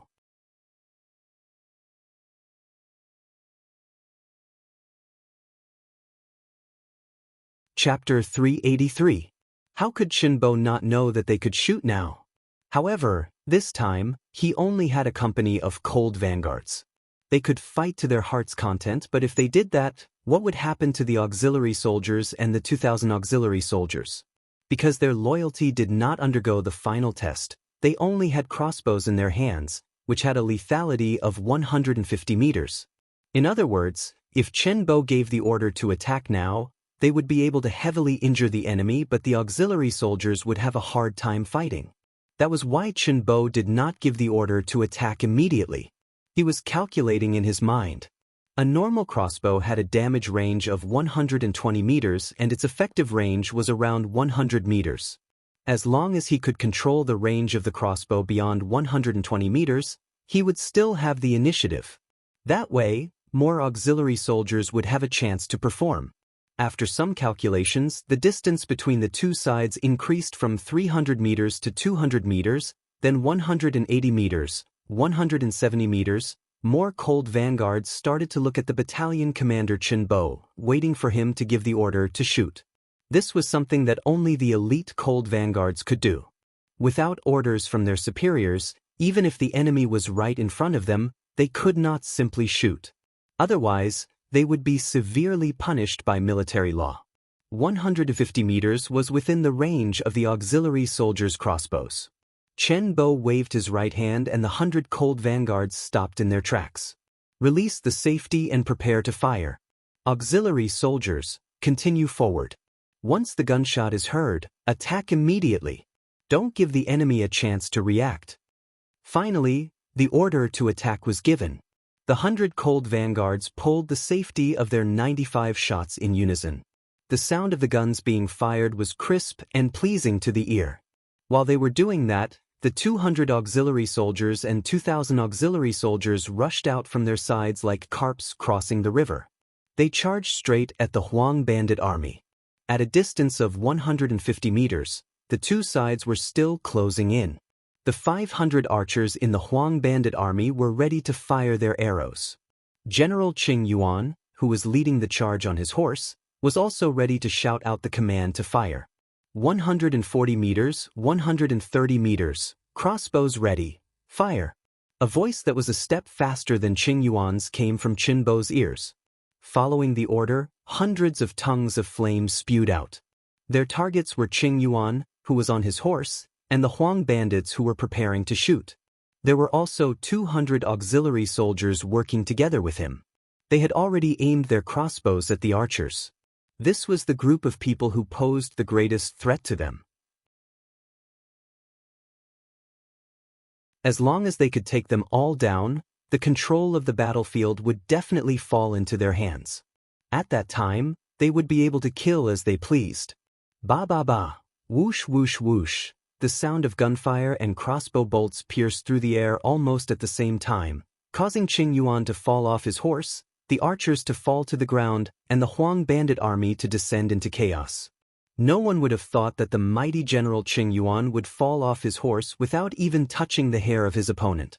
Their general was wearing armor and could not be injured by ordinary arrows, but why was he still so careless? Without a leader, the Huang bandit army appeared to be in chaos. Another junior leader wanted to take over the command of the army, but his influence was too small to make the entire army listen to his orders. Not to mention, as the second wave of gunfire and crossbow bolts rang out, the junior leader also fell to the ground with a plop. Qing Yuan is dead. Those who resist will be killed. Those who surrender will live. Seeing the enemy's generals fall to the ground one after another, the 202,000 auxiliary soldiers charged over with a momentum that could topple mountains and overturn seas. Along the way, they were like a hot knife through butter. Every time the sound of gunfire or crossbow bolts rang out, there would be people on the other side falling to the ground. This kind of situation where they had lost 7 to 8% of their forces without even fighting caused the morale of the Huang bandit army to plummet again and again. They were originally a motley crew. Their original goal of joining the Huang bandit army was not pure. They only wanted to eat their fill and did not even know what to do after eating. How could an untrained army with no goals, no ideals, no pursuits, no beliefs be a match for the Yang family army? Even if they were facing temporary auxiliary soldiers who had vague goals in life, they would not be a match for them. With the sound of crossbow bolts piercing through the air, they did not even need to engage in close combat. They could kill their opponents from far away. Then they would load the crossbow bolts and shoot. Every time this happened, the Huang bandit army would fall to the ground after being hit by the crossbow bolts. In this kind of near one-sided slaughter, under the situation where they had lost the support of their own archers, only death would await them if they continued to resist. At this moment, there were finally people who could not endure the fear because they did not know when they would fall. They also did not know if the next one to fall would be them. Since surrendering would allow them to live, there was no need to hesitate. Groups of people began to throw away the weapons in their hands and kneel on the ground. Behind them, Yang Chendong used his binoculars to observe everything. Seeing that Qing Yuan had fallen from his horse and the Huang bandit army was in chaos, he waved his hand and said to Luo Pe, "You can attack the city now. Go." Luo Pe, who had been waiting impatiently for a long time, was waiting for these words. At this moment, other than leaving a company of cold vanguards to protect Yang Chendong's central army, the other 2 companies of cold vanguards rushed out like war horses. Some of them were even carrying things that Guan Ying and Ma Wei did not recognize and did not know what they were for. "Let's go, we can also advance. I believe that within 2 hours, we will be able to eat in Zhaoqing's residence." Yang Chendong chuckled with a face full of confidence. Yes, the mercenaries are really powerful. Guan Ying and Ma Wei agreed, but no matter how one listened, they seemed to be perfunctory. After all, only Qing Yuan and the soldiers he brought out of the city were defeated. There were still 2,000 Huang bandit army defending the city. How could it be taken down so easily? One had to know that a siege would consume the most time and energy, as well as the source of soldiers. If things went wrong, a city would be surrounded for 10 days, half a month, or even longer. It would be normal for the city not to fall. No matter what Guan Ying and Ma Wei thought, Yang Chendong was still very confident on his horse. It was as if he was not going to watch the battle, but directly entering the city. At this moment, Luo Pe was leading 2 companies of cold vanguards to rush forward. As he ran, he encouraged the cold vanguards beside him, "Everyone, hurry up. The 6th young master is right behind us. When the 6th young master arrives, the city gates will be broken. Don't delay the 6th young master's arrival." After mentioning the 6th young master 3 times, it seemed to be a little long-winded. However, to the cold vanguards, it was the most encouraging words. At least at this moment, because everyone heard the name of the 6th young master, their speed increased. Qing Yuan's army was defeated and captured. Most of his men were either killed, injured, or surrendered. Less than 800 of them actually escaped. These people risked their lives to reach the city gates of Zhaoqing Prefecture and shouted for the city guards to lower the drawbridge. Unfortunately, the auxiliary and temporary auxiliary soldiers behind them had already caught up. The Huang bandit army in the city did not dare to open the city gates. Seeing that there was no hope of entering the city, the 800 deserters were afraid that they would be killed on the battlefield. One by one, they threw down their weapons and knelt down to surrender. Thus, the 3,000 Huang bandit army soldiers became prisoners of war. After bringing these people to the side, Battalion Commander Chen Bo led a company of cold vanguards to the city gates. "Listen up, we are the mercenaries hired by the Duke of Loyal Courage of the Great Ming Dynasty. In the Guangzhou Prefecture, the 80,000 soldiers led by Huang Yuliang were also heavily injured by us. If you know what's good for you, immediately open the city gates and you will be considered to have made a military contribution. Otherwise, you will be punished for breaching the city gates." There were many ways to persuade the enemy to open the city gates. The soft way was to tempt them with benefits and say all sorts of nice things. The hard way was to use a harsh tone and use threatening words. However, there were too few examples of people being able to persuade the enemy to open the city gates with just a few words. For example, the 2,000 Huang bandit army soldiers had no intention of opening the city gates. When Cheng Yuan fell off his horse, they noticed that something was wrong and had already sent people to the Wuzhou prefecture to ask for help. As long as young Master Huang received the news and arrived with his troops, the crisis in Zhaoqing prefecture would naturally be resolved. Chen Bo stood at the foot of the city gates and shouted 3 times. However, no one used words to reply to him. Instead, a few arrows were shot in front of his feet. This was because the distance was not enough. Otherwise, Chen Bo would have been injured. "You're courting death." Chen Bo felt like he had been slapped in the face when he saw a few arrows stuck in the ground 7 or 8 meters away from him. His face turned ashen. "Men, kill those who shot the arrows for me." "Yes, battalion commander." Among the cold vanguard, there were people who could not wait to test their skills. Now that they had Chen Bo's orders, there was no need for them to hold back. They laughed and raised their guns to shoot. A Huang bandit army soldier who was holding a bow and arrow on top of the city gate tower unfortunately became the target. Before he could pull his arms back, he heard a crisp gunshot. He was shot between his eyebrows and fell from the city gate tower. This was only the beginning. Following that, the other cold vanguard soldiers began to search for their own targets.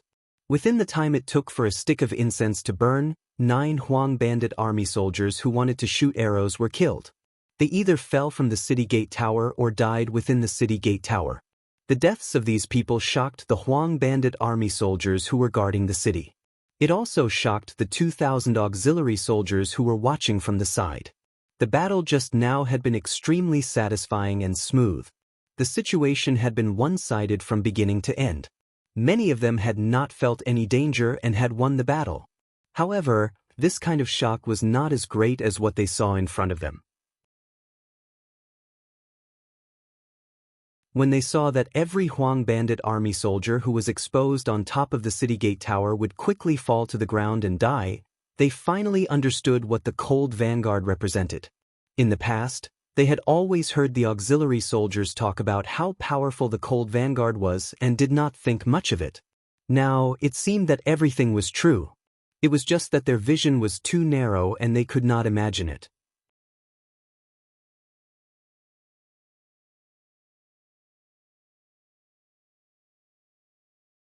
Chapter 384. Ba Daojiang was also among the auxiliary soldiers.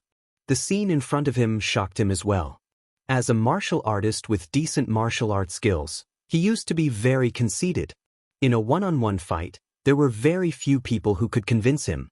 But now, after witnessing such accurate and miraculous marksmanship, he knew that those so-called martial arts experts, when faced with such an accurate gun that could easily take a person's life from several hundred feet away, most likely would not have the slightest bit of advantage and could only be slaughtered by others. No, I have such good stuff too. As long as I am willing to put in the effort to train, I will also become a sharpshooter like this. Ba Daojiang set a goal for himself in his heart. Not only him, but many of the auxiliary soldiers also had the same idea. At this moment, they were more eager than ever to join the mercenary army. If in the past they only wanted to fill their stomachs, now they had a higher goal. They wanted to become the strongest soldiers in the world. Under Qin Bo and Lung Feng's gunfire, the Huang bandit army suffered losses and no one dared to show their faces. At this moment, Commander Luo Po led 2 companies of Lung Feng and rushed over. "Commander, give me an hour. I will lead Lung Feng and charge into the city. We will definitely take down the city." When Qin Bo saw that Commander Luo Po had arrived, he stepped forward and volunteered. "How are we going to take down the city without scaling ladders?" "All right, you've already done very well. Look at me now." Luo Po patted Qin Bo's shoulder. He had given Qin Bo a chance to perform well just now. Now it should be his turn. A higher rank would be able to suppress others. Not to mention that he had just performed a meritorious deed. If it was his turn, it should be Luo Po's turn. Chen Bo immediately led the troops from before to the side. Commander Luopo was left behind. He confidently led 200 elite Lung Feng to the city gate tower.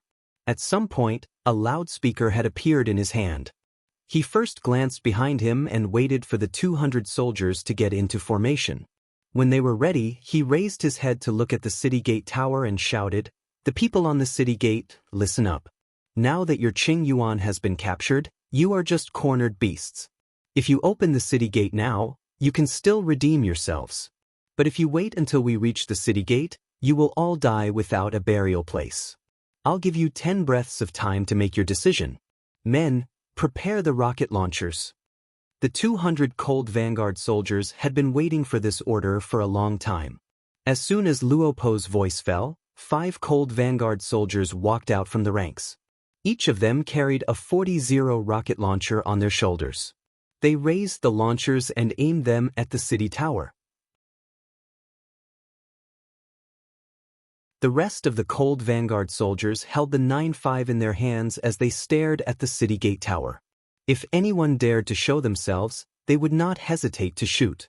The 40-0 rocket launcher, commonly known as the 40-0 fire, had a diameter of 40 millimeters, a mass of 5.6 kilograms, a length of 910 millimeters, a diameter of 85 millimeters, a mass of 2.1 kilogram, and a firing distance of 300 m. Although the 40-0 fire had a high requirement for stability when firing from a kneeling or standing position, it was still a convenient and portable siege weapon. After all, it was very powerful. As long as they had control of the battlefield, they could fire at will. After the 5 40-0 fire cannons were adjusted, the first cannonball rose into the air and smashed into the city tower of Zhaoqing City. Boom! A huge flame suddenly lit up. Even though it was daytime, there was still a flash of flame.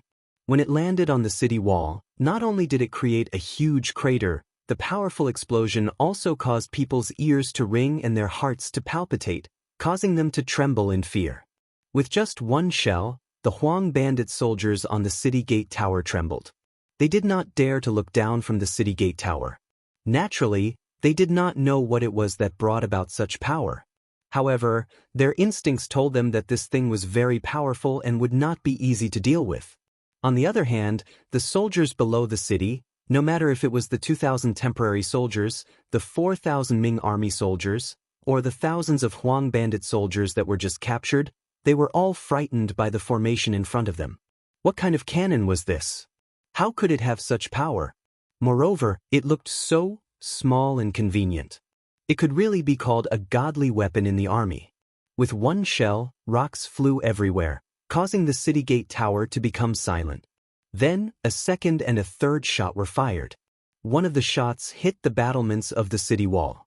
Not only did it destroy a piece of the battlements, but it also sent rubble flying in all directions, injuring many of the Huang bandits who were hiding there. Still not surrendering? You only have 4 breaths of time. Luo Po looked at the results of the 40-0 fire and his eyes were filled with confidence. He dropped his hand and another rocket launcher flew onto the city wall, causing a piece of the city wall to fly away. We surrender. Don't fight anymore. We surrender. With just 4 cannonballs, the morale of the Huang bandit army on the city wall was completely crushed. They did not dare to show their faces and could not fight back. They could only wait for their deaths. This battle was very cowardly. Rather than waiting for their deaths, it was better to surrender. That way, they would be able to save their lives. As for whether young Master Huang would punish them after they lost Zhaoqing Manor, he should go find General Qing Yuan and not these normal soldiers. With the sudden appearance of the 40-0 fire, Zhaoqing Manor gave up. Even the city gate was not affected. By the time Yang Chendong, Guan Ying, and General Ma Wei arrived, the city gate was already wide open. Lung Feng and the other soldiers had already entered to maintain order and capture the captives. Outside the city gate, there were only 4,000 Ming army soldiers, 100 auxiliary soldiers, and 400 temporary soldiers guarding the captives. When Ma Wei arrived and saw that none of his subordinates had entered the city, he couldn't help but ask angrily, "Why didn't you all enter the city? Why are you all guarding outside?" "General, they didn't let us in." They said that they wanted to organize the military resources in the city before letting us in. A chiliarch ran in front of Ma Wei and said with an aggrieved expression, "That's right. I'm sure General Ma knows that His Majesty did not give the mercenaries any military funds. He allowed us to take what we want first when we occupy a piece of land. General Guan Ying knows about this." Yang Chendong saw this scene and said with a smile. On the side, when Guan Ying heard Yang Chendong mention his name, he could only say with a bitter expression, "Yes, His Majesty did allow this." Seeing that Guan Ying and Ma Wei were unhappy, Yang Chendong knew that this was caused by the imbalance in their hearts. He immediately said, "Forget it. Let the mercenaries pick first. As for the military merits, they can all go to you. That bandit leader Qing Yuan can also be given to you. At least, how you write the battle report is up to you. Write it as beautifully as possible. Even if all the military merits are given to you, I don't care. What do you think?" Yang Chendong made a concession. Only then did Guan Ying and Ma Wei's faces show some joy. If there were no military merits and no loot, then there really was no point in coming. Fortunately, they could still get some benefits. They didn't have to spend much effort or risk their lives. This was a pretty good result. After thinking this through, the two of them cupped their fists and bowed to Yang Chendong to express their gratitude.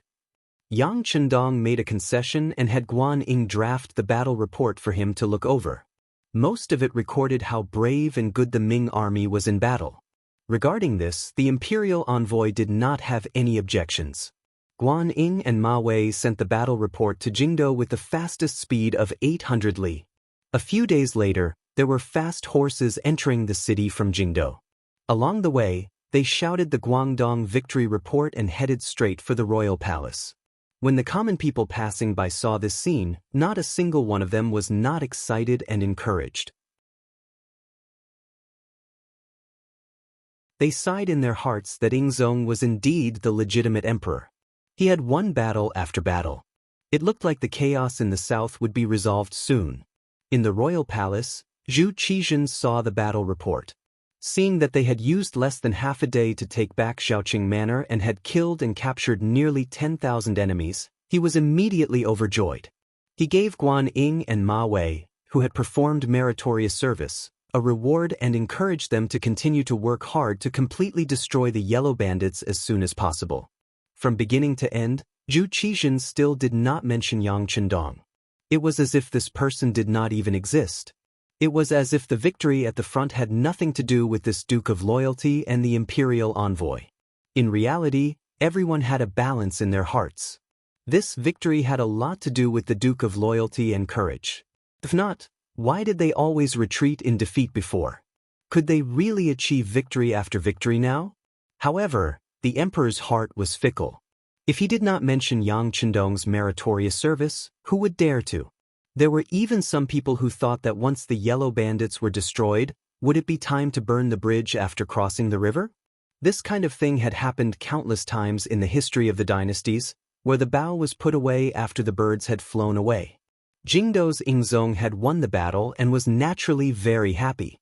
Master Huang Yuliang of Wuzhou had an ugly expression after losing Xiaoqing Manor. Thinking back to when he had led a large number of soldiers to surround and attack Xiaoqing Manor, it had taken over a dozen days. Afterwards, it was only because Xiaoqing's general, Jia Ping, was greedy for life and took the initiative to abandon the city. This gave him the opportunity to enter the city and take over the city. But now, the South Ming army had taken over the city in half a day. In comparison, didn't it seem that he was too incompetent? What do we do? What do we do? In the manor's main hall, Huang Yuliang summoned a group of leaders and asked the people below him. When things were going smoothly, these leaders would all lead the soldiers in battle and display a brave and fearless appearance. But after suffering successive defeats, when he asked who would counterattack Xiaoqing Manor, not a single person answered. It was clear that these people were all frightened and were afraid from the bottom of their hearts. Sitting high up, Huang Yuliang asked a few questions in succession. What do we do? The people below still did not answer. In a flustered and exasperated state, he wanted to call out a general. It was at this time that Zhu Fangyong, one of his trusted aides, stood out. "Young master, I have something to say.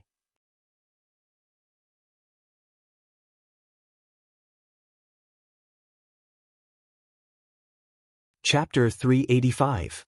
Oh, are you willing to head to Zhaoqing Manor and fight with the Ming army? Finally, someone had jumped out.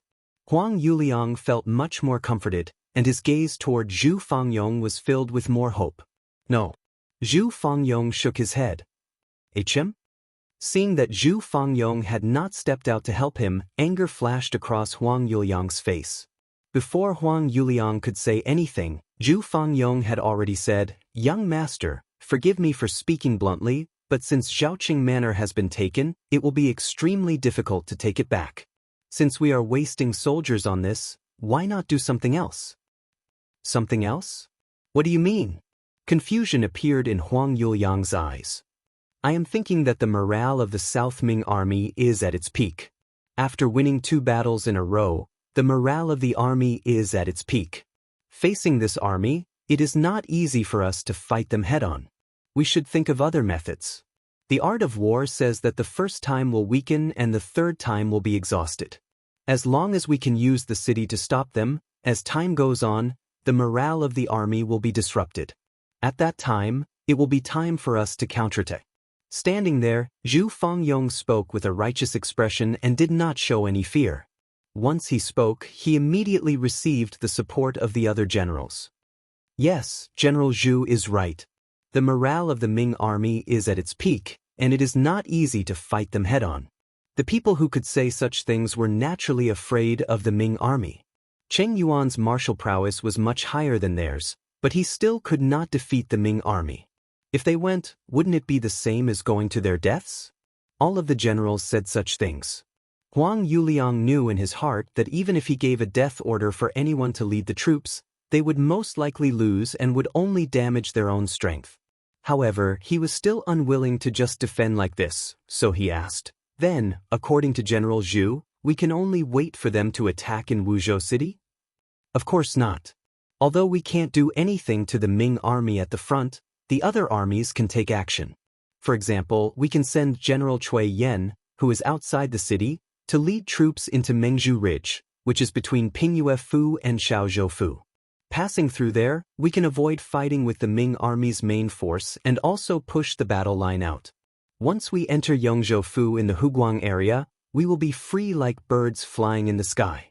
We can greatly expand our army there. At that time, whether we continue to attack cities and seize land to expand our influence or bring the newly arrived troops back to Guangdong, the initiative will be in our hands. There is also General Sun Jianglong in Gaozhoufu and Lijiaofu. We can order him to launch an attack on the Guanghai Guards and thus attack Guangzhoufu to divide the Ming army's strength and destroy them one by one. Also, we can arrange for General Ru Honghai in Xuanzhoufu to advance toward Nanningfu in Guangxi and also toward Liuzhoufu. There is also another benefit. Once Wuzhou City is in danger, we can retreat toward Guangxi to avoid the danger and make plans. After speaking so much, Zhu Fangyong turned to Huang Yuliang and said, "This way, we will be spreading out everywhere and forcing the Ming army to send reinforcements everywhere. At that time, our chance will come. We can gather a large number of troops to attack one place and reverse the current disadvantageous situation." Zhu Fangyong's words were clear and logical.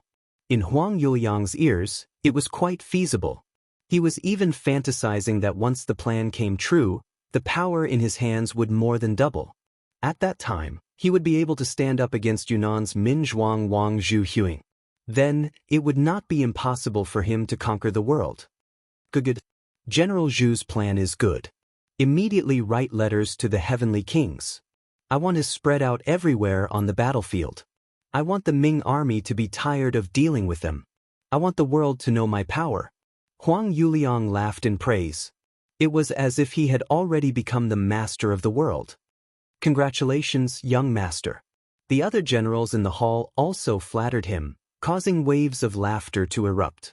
Fast horses left the Wuzhou house and headed in all directions. Before long, Guangdong, Guangxi, and even Huguang would become chaotic. At that time, the Ming Empire would not have the energy to send a large army to deal with the Wuzhou House. Zhaoqing House. A new round of evaluation and selection was going on.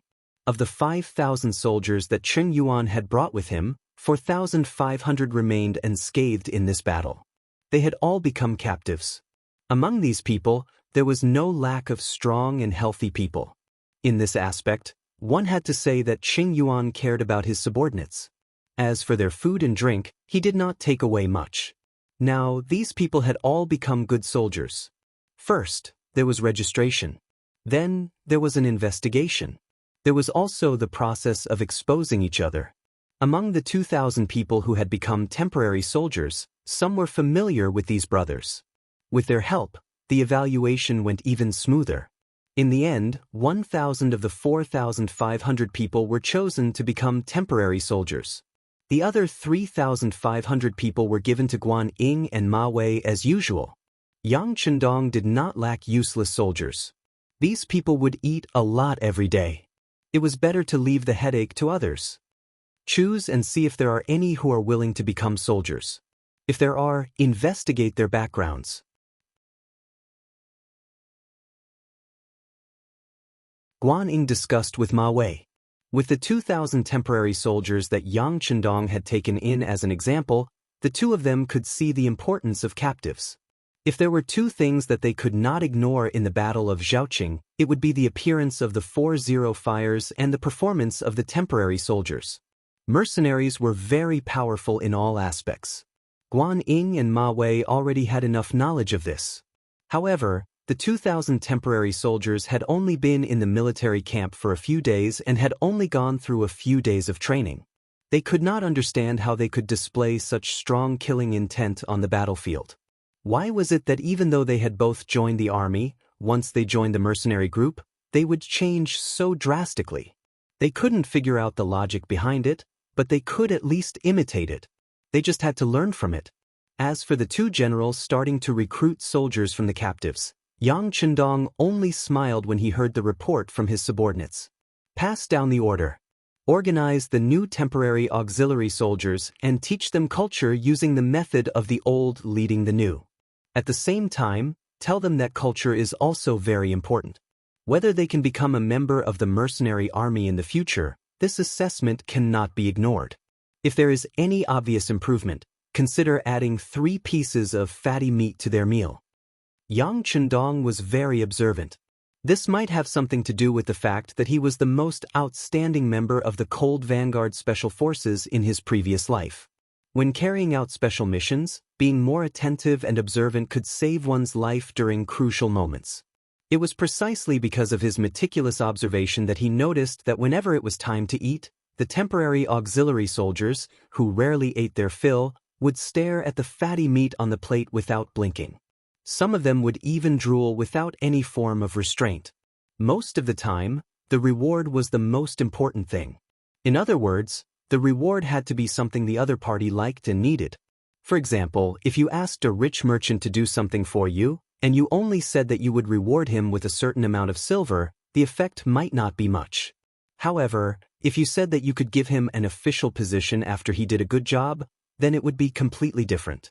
Perhaps the other party would do the job well even if he had to pay for it. This was what it meant to reward something. Since the temporary soldiers were so greedy for fatty meat, he would use this as a guide. When Tiger's Mane heard Yang Chendong say that he would reward the soldiers who performed well with 3 pieces of fatty meat, he was stunned. Then he said, "Young master, Zhaoqing Prefecture was just raided by the Huang army. We did get some gold and silver when we entered the city, but meat is very rare. It would cost a lot to buy it. Why don't we just reward them with silver? You also know that meat is very rare. If that's the case, even if we gave them silver, where would they go to buy it? Okay, go tell Guan Ying and General Ma Wei to help us contact pork. It would be best if there was a live pig for sale. We don't lack silver. When the live pig arrives, we can directly bring it to the barracks to stimulate those people." Yang Chendong shook his head with a smile and then said to Tiger's Mane in an unquestionable tone, "Note, the so-called taboo is to avoid the name and not the surname. For example, There was a Kaiyuan county that was changed to Kaiyuan to avoid Zhu Yuanzhang's name. It was to avoid the yuan in the name Yuanzhang. Everyone, please don't argue about whether the name pig is appropriate or not. Thank you. Since the young master had already thought of everything, Tiger's Mane didn't dare to say anything more. He agreed and left. When he found Guan Ying and Ma Wei because of this matter, and at the same time brought in a total of 30,000 silver taels, the two generals were really confused. However, since this matter was requested by the imperial envoy and he was willing to spend a high price to buy live pigs, how could they refuse?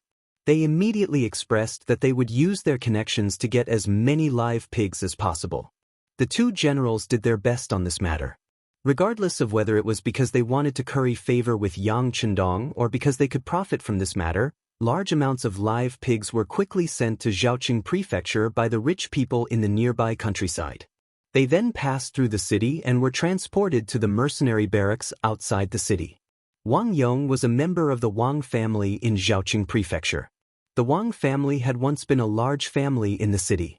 Since he was young, he had never lacked food and clothing. He had always carried the hope of the family's revival. However, he had no interest in studying. Instead, he liked to dance with his spear and stick. He had taken many people as his master and had learned a good set of martial arts. When Zhaoqing Prefecture was surrounded by the Huang bandit army, he had been traveling with some of his Jianghu friends. After he heard the news of Zhaoqing being surrounded, he flew back. However, he was still one step too late. By the time he had secretly snuck back into the city, hundreds of people in the Wang family had all been killed by the Huang bandit army. There were also some clan sisters who had been brutally humiliated by Qing Yuan and his trusted aides.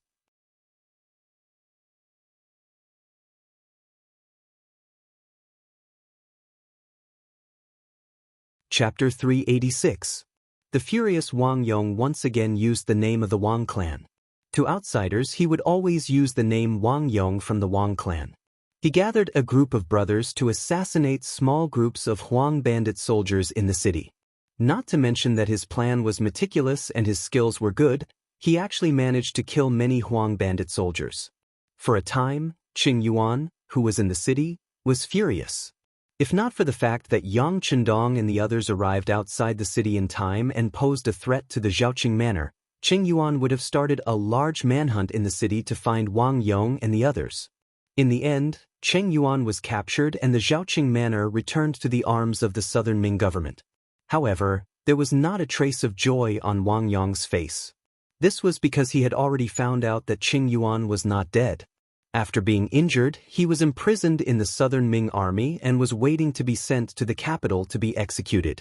Wang Yong was unwilling that he could not take revenge for his clan by himself.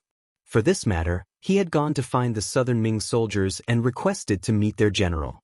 However, how could a person without any official status get what he wanted? Not willing to give up, he saw a large group of pigs heading towards the mercenary camp outside the city. He immediately thought of a plan and chased after the pig delivery team. "I know how to herd pigs. I can help you." The pig delivery team consisted of a squad of Leng Feng, a platoon of auxiliary soldiers, and 100 southern Ming soldiers. Because there were too many pigs, it was difficult for them to herd them. Now that someone was willing to help, they naturally would not refuse. Thus, Wang Yong generously joined the team. Not to mention that his skills were good and his eyes were sharp. Every time the pigs wanted to leave the team, he would be the first to discover them and herd them. This was a great help. After traveling for a few li, the mercenary camp was in front of them. Because of the appearance of these live pigs, the normally heavily guarded military camp relaxed a little. Wang Yong even followed the troops into the military camp. With so many pigs being sent into the camp, the auxiliary soldiers who were training all widened their eyes. When they learned from their instructor that these live pigs would be slaughtered very soon and that everyone would get a share, and that those who performed well would get 3 extra pieces of fatty meat with their meals, each and every one of them worked even harder to train. Even when teaching them how to read and write, they were much more serious. It had to be said that Yang Chendong's move was indeed effective. After Wang Yong followed the team and sent the pork into the temporary pig house, the platoon leader, Leng Feng, who was following the team, came forward to express his gratitude. He even took out some silver as a reward. This was also the military discipline of the Yang family army. They couldn't casually take a needle or a piece of thread from the common people. As long as there were people who helped them, they had to give a corresponding reward. Of course, Wang Yong wouldn't care about such a small amount of silver. He refused. "Sir, I want to see your general." Captain Lung Feng was stunned when he heard this. He immediately understood that the other party had come for something. He immediately smiled and said, "Brother, seeing that you have a strong body, could it be that you want to join us? If that's the case, you don't have to go see a general. There's a recruitment office not far away. You can go there and register your situation in detail." "But I'm not here to join the army. I have something to talk to your general about." Wang Yong shook his head and said coldly. To him, the Wang family had been destroyed by the Huang bandits. He had no hope of surviving. Right now, he only wanted to kill Qing Yuan and take revenge. After that, he would be at the mercy of others. For someone who had already thrown his life to the back of his mind, how could he have any interest in joining the army? Seeing that the other party wasn't here to join the army, the platoon leader raised his guard. He lightly raised his arm and made a warning gesture to the other members of the Lung Feng. He then smiled and walked in front of Wang Yong and said, "Brother, if you have something to tell me, it's the same. If it's really important news, I will definitely report it to our officers. Even if there's merit, I won't take it from you." As the platoon leader spoke, the other members of the Lung Feng platoon started to approach Wang Yong. Among them was Peng Yu, who had been allowed to join the Lung Feng platoon as an auxiliary soldier by Yang Chendong. Peng Yu hadn't been in the Lung Feng platoon for long, but his enthusiasm for learning was very high. He quickly learned some of the hand signals used by members of the Lung Feng platoon and was very familiar with the platoon leader's hand signals. While they were talking, he had already reached Wang Yong's side. After all, he was a martial artist. When someone suddenly approached him, Wang Yong quickly sensed it. Out of instinct, he suddenly charged at the platoon leader and struck out with his elbow. Those who could enter the Lung Feng platoon and become a platoon leader were all elites in the army. Even if their martial arts were average, they weren't easy to injure. Seeing that Wang Yong's attack was incomparably powerful, the platoon leader quickly retreated and dodged the attack. After forcing the platoon leader back with just one attack, Wang Yong quickly turned around and kicked him. Obviously, the attack just now was just a feint. His real target was the people behind him. He wanted to kill his way out before he was surrounded. Wang Yong charged in the direction of Peng Yu. Peng Yu saw the kick coming at him with a whistling sound. At this moment, his comrades didn't quickly form an encirclement. Peng Yu gritted his teeth and raised his right arm to protect his head. After that, he chose to take the attack head-on. Bang! The kick landed with a powerful force on Peng Yu's body. He couldn't help but let out a muffled sound. But then he suddenly exerted force and pushed the kick away. Then he quickly threw a punch at Wang Yong's chest. Peng Yu's reaction was fast and his ability to take hits was strong. This greatly exceeded Wang Yong's expectations. He originally thought that the other party was just a small soldier from the southern Ming Empire. With his methods, he wouldn't even care if there were 3 or 5 of such people. But now, not only did the other party take the attack from his kick, but he was also able to counterattack. In a moment of carelessness, his body was a little slow in dodging, and the punch landed on his ribs. Although he discovered it in time and wasn't seriously injured, he couldn't help but feel a faint pain below his ribs.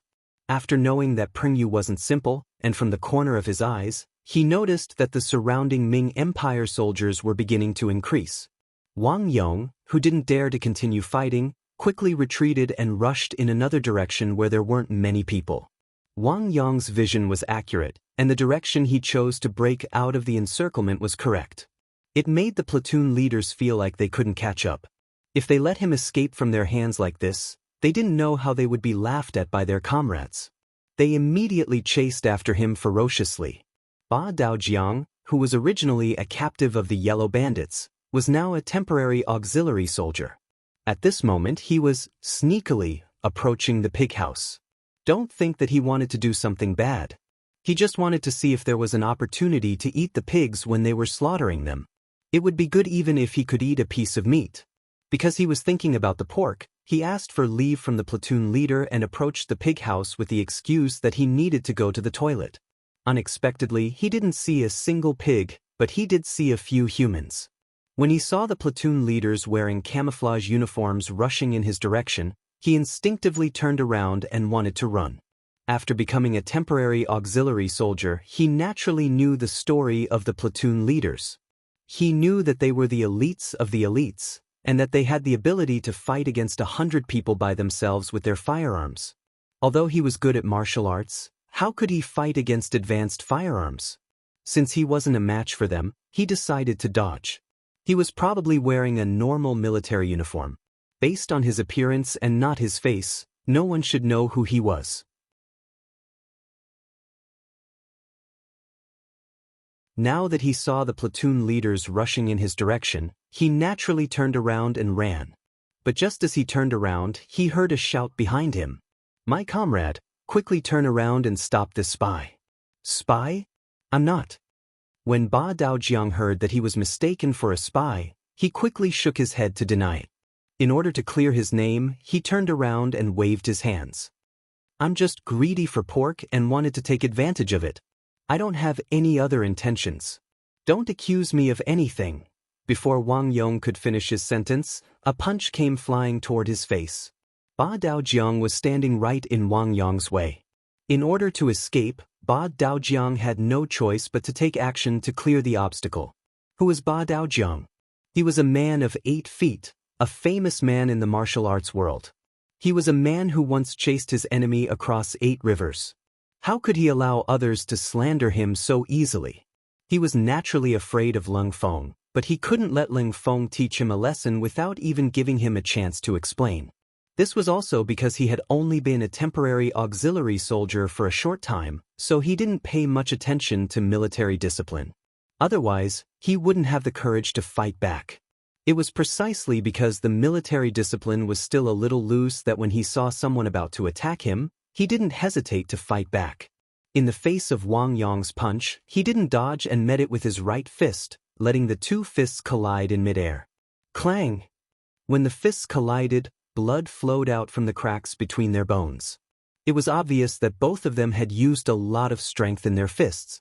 When the fists collided, Wang Yong's footsteps were blocked and he was forced to take a step back. Ba Daojiang, who attacked later, was at a disadvantage. Before he could fully unleash his strength, his fists collided with Wang Yong's and he was forced to take a step back. After both of them took a step back, their eyes were filled with killing intent when they looked at each other. It was as if they were saying, "Brat, you dare to attack me? You're dead meat." Their gazes met for only a moment. Then, without allowing anyone to say anything, the 2 of them began to exchange blows and fight, turning into a ball of fists and feet.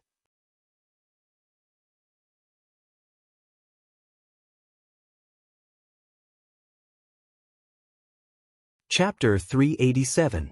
By the time Peng Yu and Leng Feng arrived, the 2 of them were already covered in wounds and were panting heavily. Both of them wanted to finish off the other in a short period of time, so they used all their strength. In the end, they were evenly matched, and no one gained much advantage. At this moment, the 2 of them were surrounded by Leng Feng's men. Wang Yong, who knew that he couldn't escape, cupped his fists towards Ba Daojiang. "Your kung fu is not bad, and you're fine after taking a kick from me. It's admirable." Wang Yong pointed at Ba Daojiang and Peng Yu, looking like a hero who was teaching others kung fu. "I haven't fully displayed my abilities yet. Let's fight another 100 rounds, then we'll know who's stronger." Ba Daojiang was obviously unconvinced. In fact, he didn't suffer any losses. He looked a little battered, but they were all superficial wounds. Just like the wounds he inflicted on Wang Yong, most of them were superficial wounds. "Yes, you're not that strong. Just now, you were just careless. Let's fight again. I don't think you can beat me." Peng Yu also lost his temper. He walked out from Leng Feng's team and came to Wang Yong and Ba Daojiang's side. The 3 of them stood in a triangular position. The 3 of them were not united. They were wary of each other and looking for flaws in the other two. No one had the intention to make the first move. At this moment, several people came from afar. The leader was Yang Chendong, who was wearing a camouflage uniform without any military rank. Speaking of military ranks, Yang Chendong was a little depressed. He could wear the rank of marshal, but his regiment commander, Luo Pe, was only a lieutenant colonel. If he wore that rank, the gap between the two of them would be too big. Even so, it was better not to wear anything during normal times. On the contrary, it would give him a sense of mystery. Yang Chendong came here to check on the situation of the pigs. Coincidentally, he received a warning. Tiger's mane, Beta Persei, and the captain of the first guard team, Chiu Vi, and the others rushed over together. With the arrival of Yang Chendong, Wang Yong's escape route was completely sealed. Seeing that more and more people were arriving, he instead calmed down. Since he couldn't escape, then he wouldn't escape. It was just a pity that he couldn't personally avenge the Wang clan. Come on, do you want to come at me together or one by one? Grandpa will keep you company. Since he couldn't escape, Wang Yong simply let go of his worries and assumed a posture of wanting to have a good fight. 6. Seeing that Yang Chendong had arrived, class monitor Leng Feng was nervous and wanted to say something. Yang Chendong waved his hand first, then looked at everything in front of him with a smile and said, "What? Aren't you afraid of death?" Who wasn't afraid? But as a real man, there are things that he should do and things that he shouldn't do.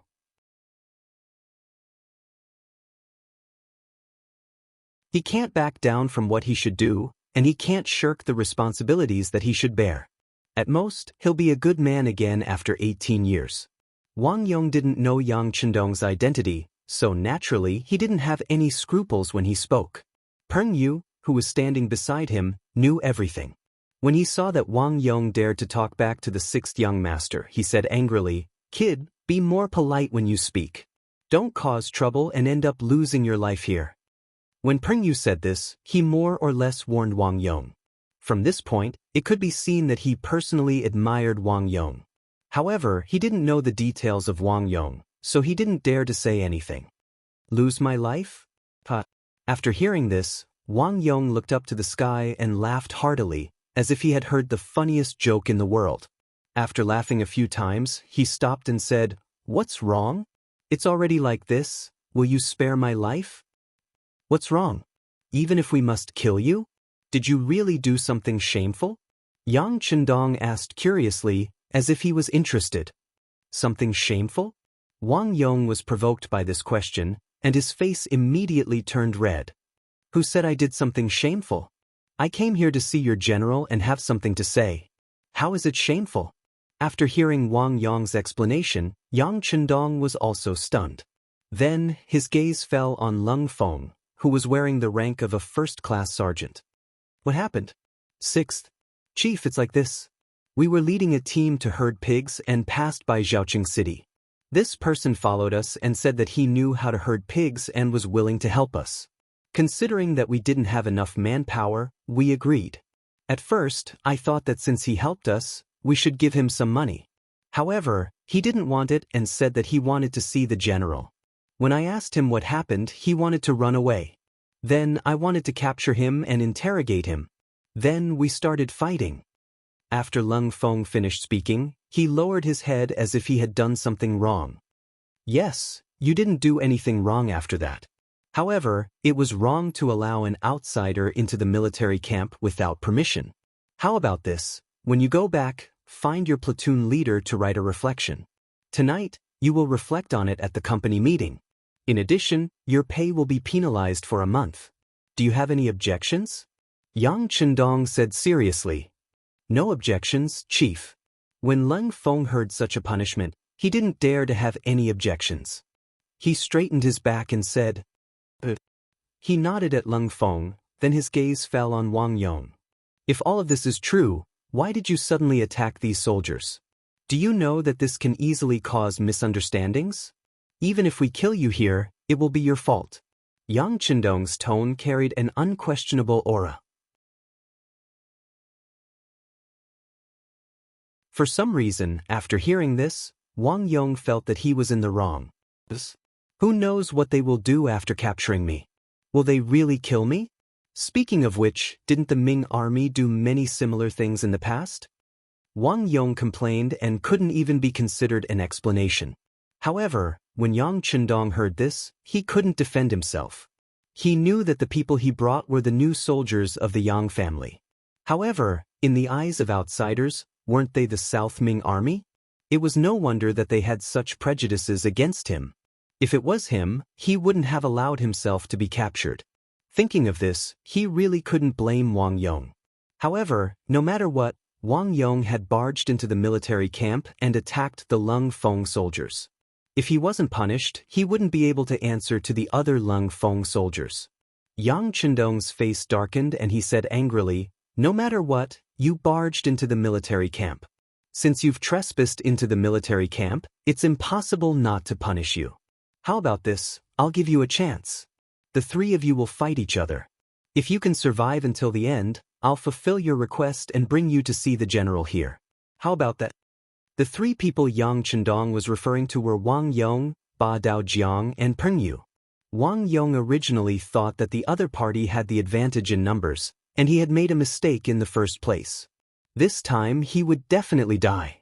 He didn't expect the situation to turn around. Immediately, he asked Yang Chendong with joy, "Is what you said just now true?" "It's true. No one here is more trustworthy than me," Yang Chendong promised Wang Yong. Then, his gaze landed on Peng Yu and Ba Daojiang. "The two of you have to perform well. Whoever can survive until the end will be promoted. Peng Yu, you can be promoted to the vice squad leader of the Lung Feng soldiers." "What's your name?" Replying to the chief, "My name is Ba Daojiang. I'm a temporary auxiliary soldier." Ba Daojiang replied. He had seen Yang Chendong before and knew that the entire army had to listen to this person's orders. When the platoon leader who was in charge of his temporary auxiliary soldiers saw this person, he didn't even have the chance to get close to him. It seemed like this person's status wasn't low. When he spoke, there was a hint of respect in his tone. "Looking at your clothes, I can tell that you're a temporary auxiliary soldier.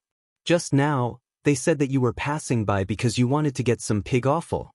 All right, as long as you can survive until the end, I'll allow you to eat to your heart's content tonight. You can even eat half a pig. At the same time, I'll promote you to a real auxiliary soldier. How about that?" When Yang Chendong heard Lung Feng mention the reason why Ba Daojiang was here, he wanted to laugh. It seemed like his decision to get some pork was the right one.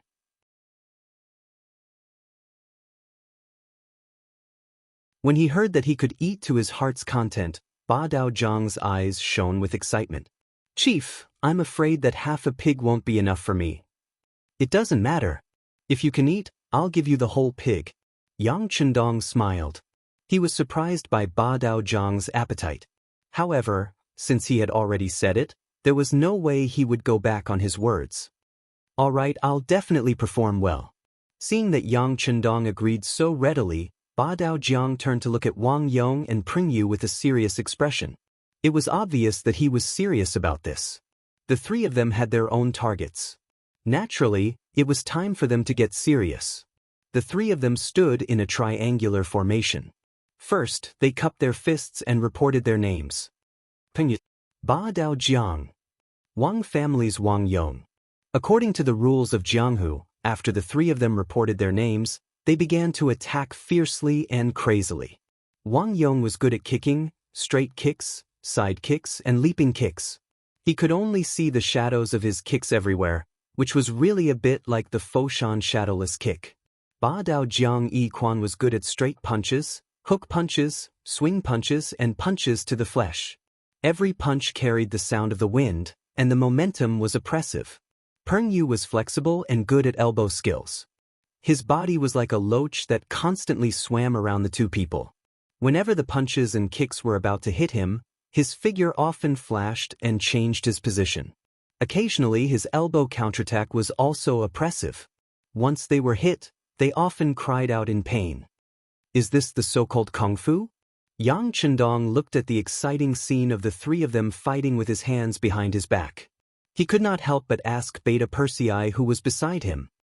"Young master, this is kung fu. I can see that the three of them have learned it seriously. They have a good foundation. Beta Persei stared at the scene without blinking. He did not want to miss a single scene.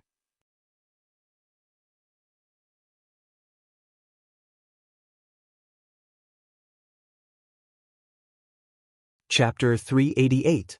Beta Persei's strength lay in his height and strong body, as well as his ability to withstand blows.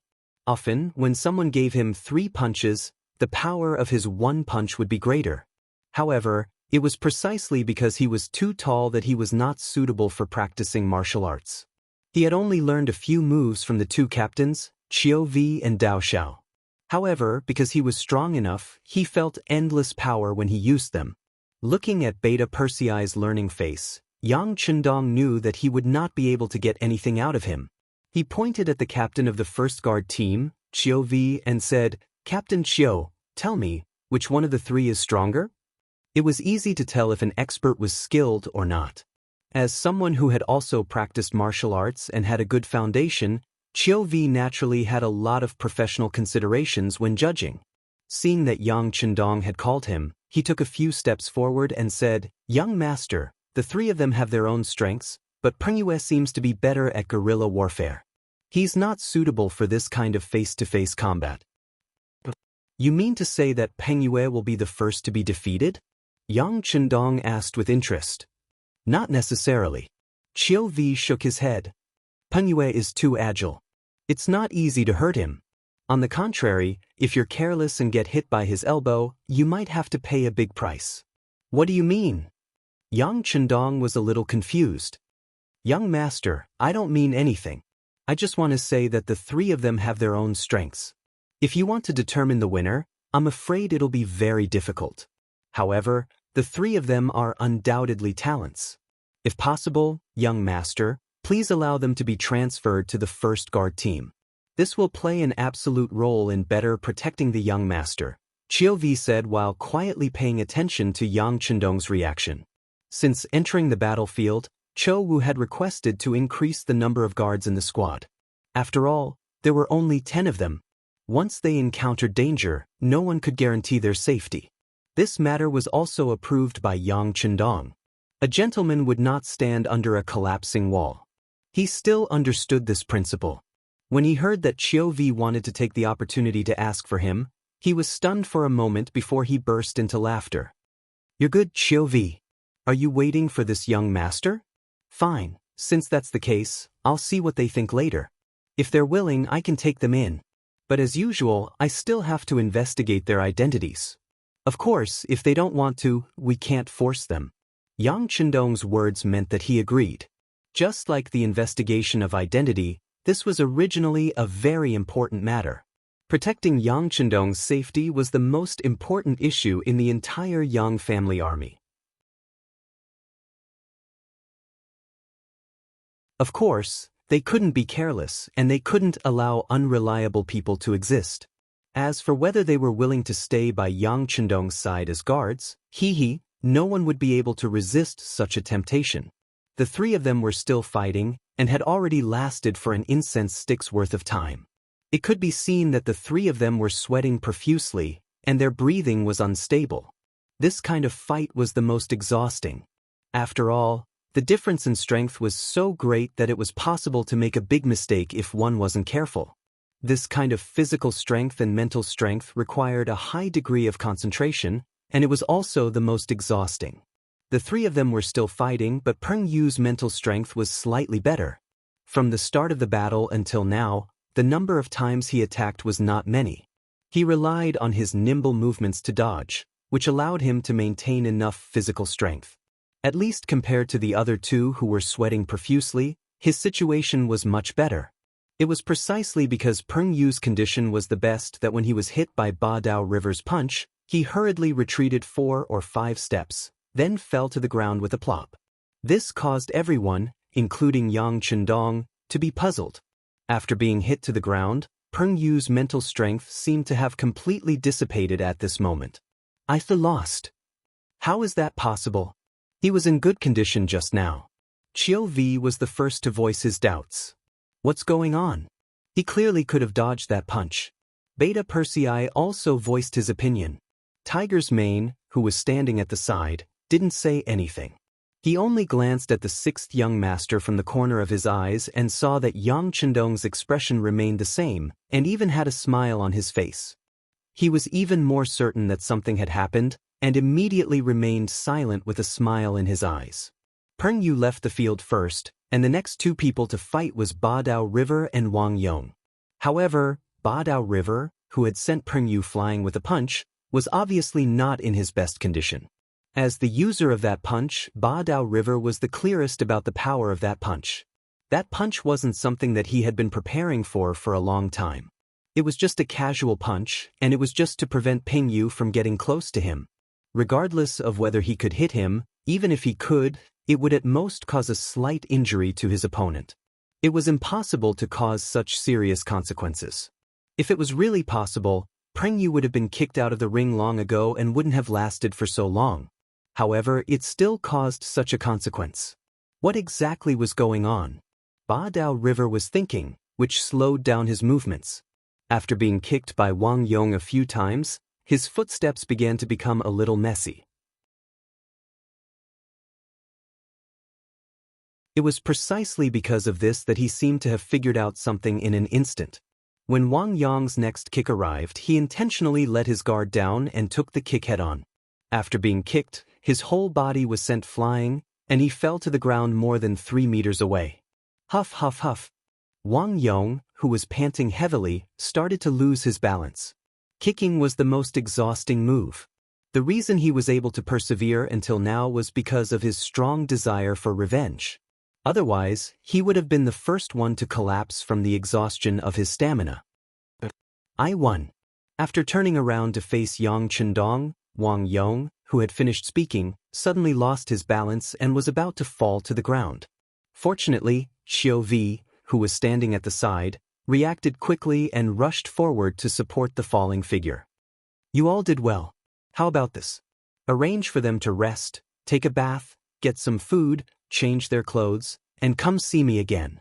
Yang Chendong nodded lightly, and after making the arrangements, he turned around and left. Peng Yu, Ba Daojiang, and Wang Yong were carried away by the Lung Feng soldiers. First, they had a comfortable hot bath. Next, they had enough meat. After that, they were given new clothes to change into. Ba Daojiang was very satisfied with all these arrangements. Hee, that chief is a man of his word. Even though I lost, he still prepared so much meat for me. How satisfying, he said with satisfaction as he tore the pig trotter in his hand.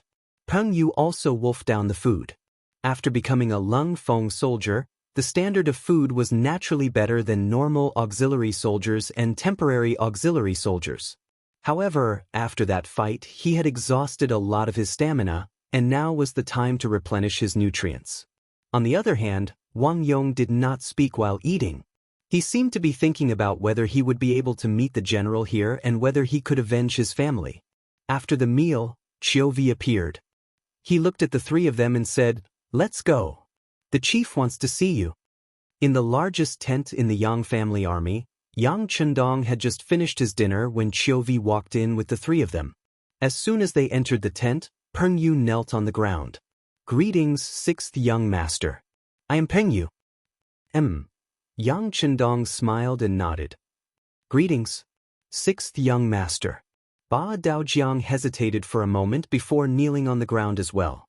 With his personality, there were not many people who could make him kneel on both knees. However, just now, the other party had fulfilled his promise. He had eaten more than half a pig's head and 2 more pig trotters. Based on the other party's promise, it was not wrong for him to kneel on the ground once. After the two of them knelt, only Wang Yong was left. He raised his head and looked at Yang Chendong. "Sixth young master, right? Since I won the competition, can I meet the general here? How dare you? Why aren't you kneeling when you see the sixth young master?" Tiger's Mane and Beta Persei saw that Wang Yong did not kneel and even dared to question the young master. They were not going to be polite and immediately shouted at him. Xiao Vi and Dao Xiao, the captain of the second guard squad, were even more direct. They came to Wang Yong's left and right side. It looked like they were going to force him to kneel. I knew you guys wouldn't keep your word. Seeing that more people were about to surround him, Wang Yong coldly snorted.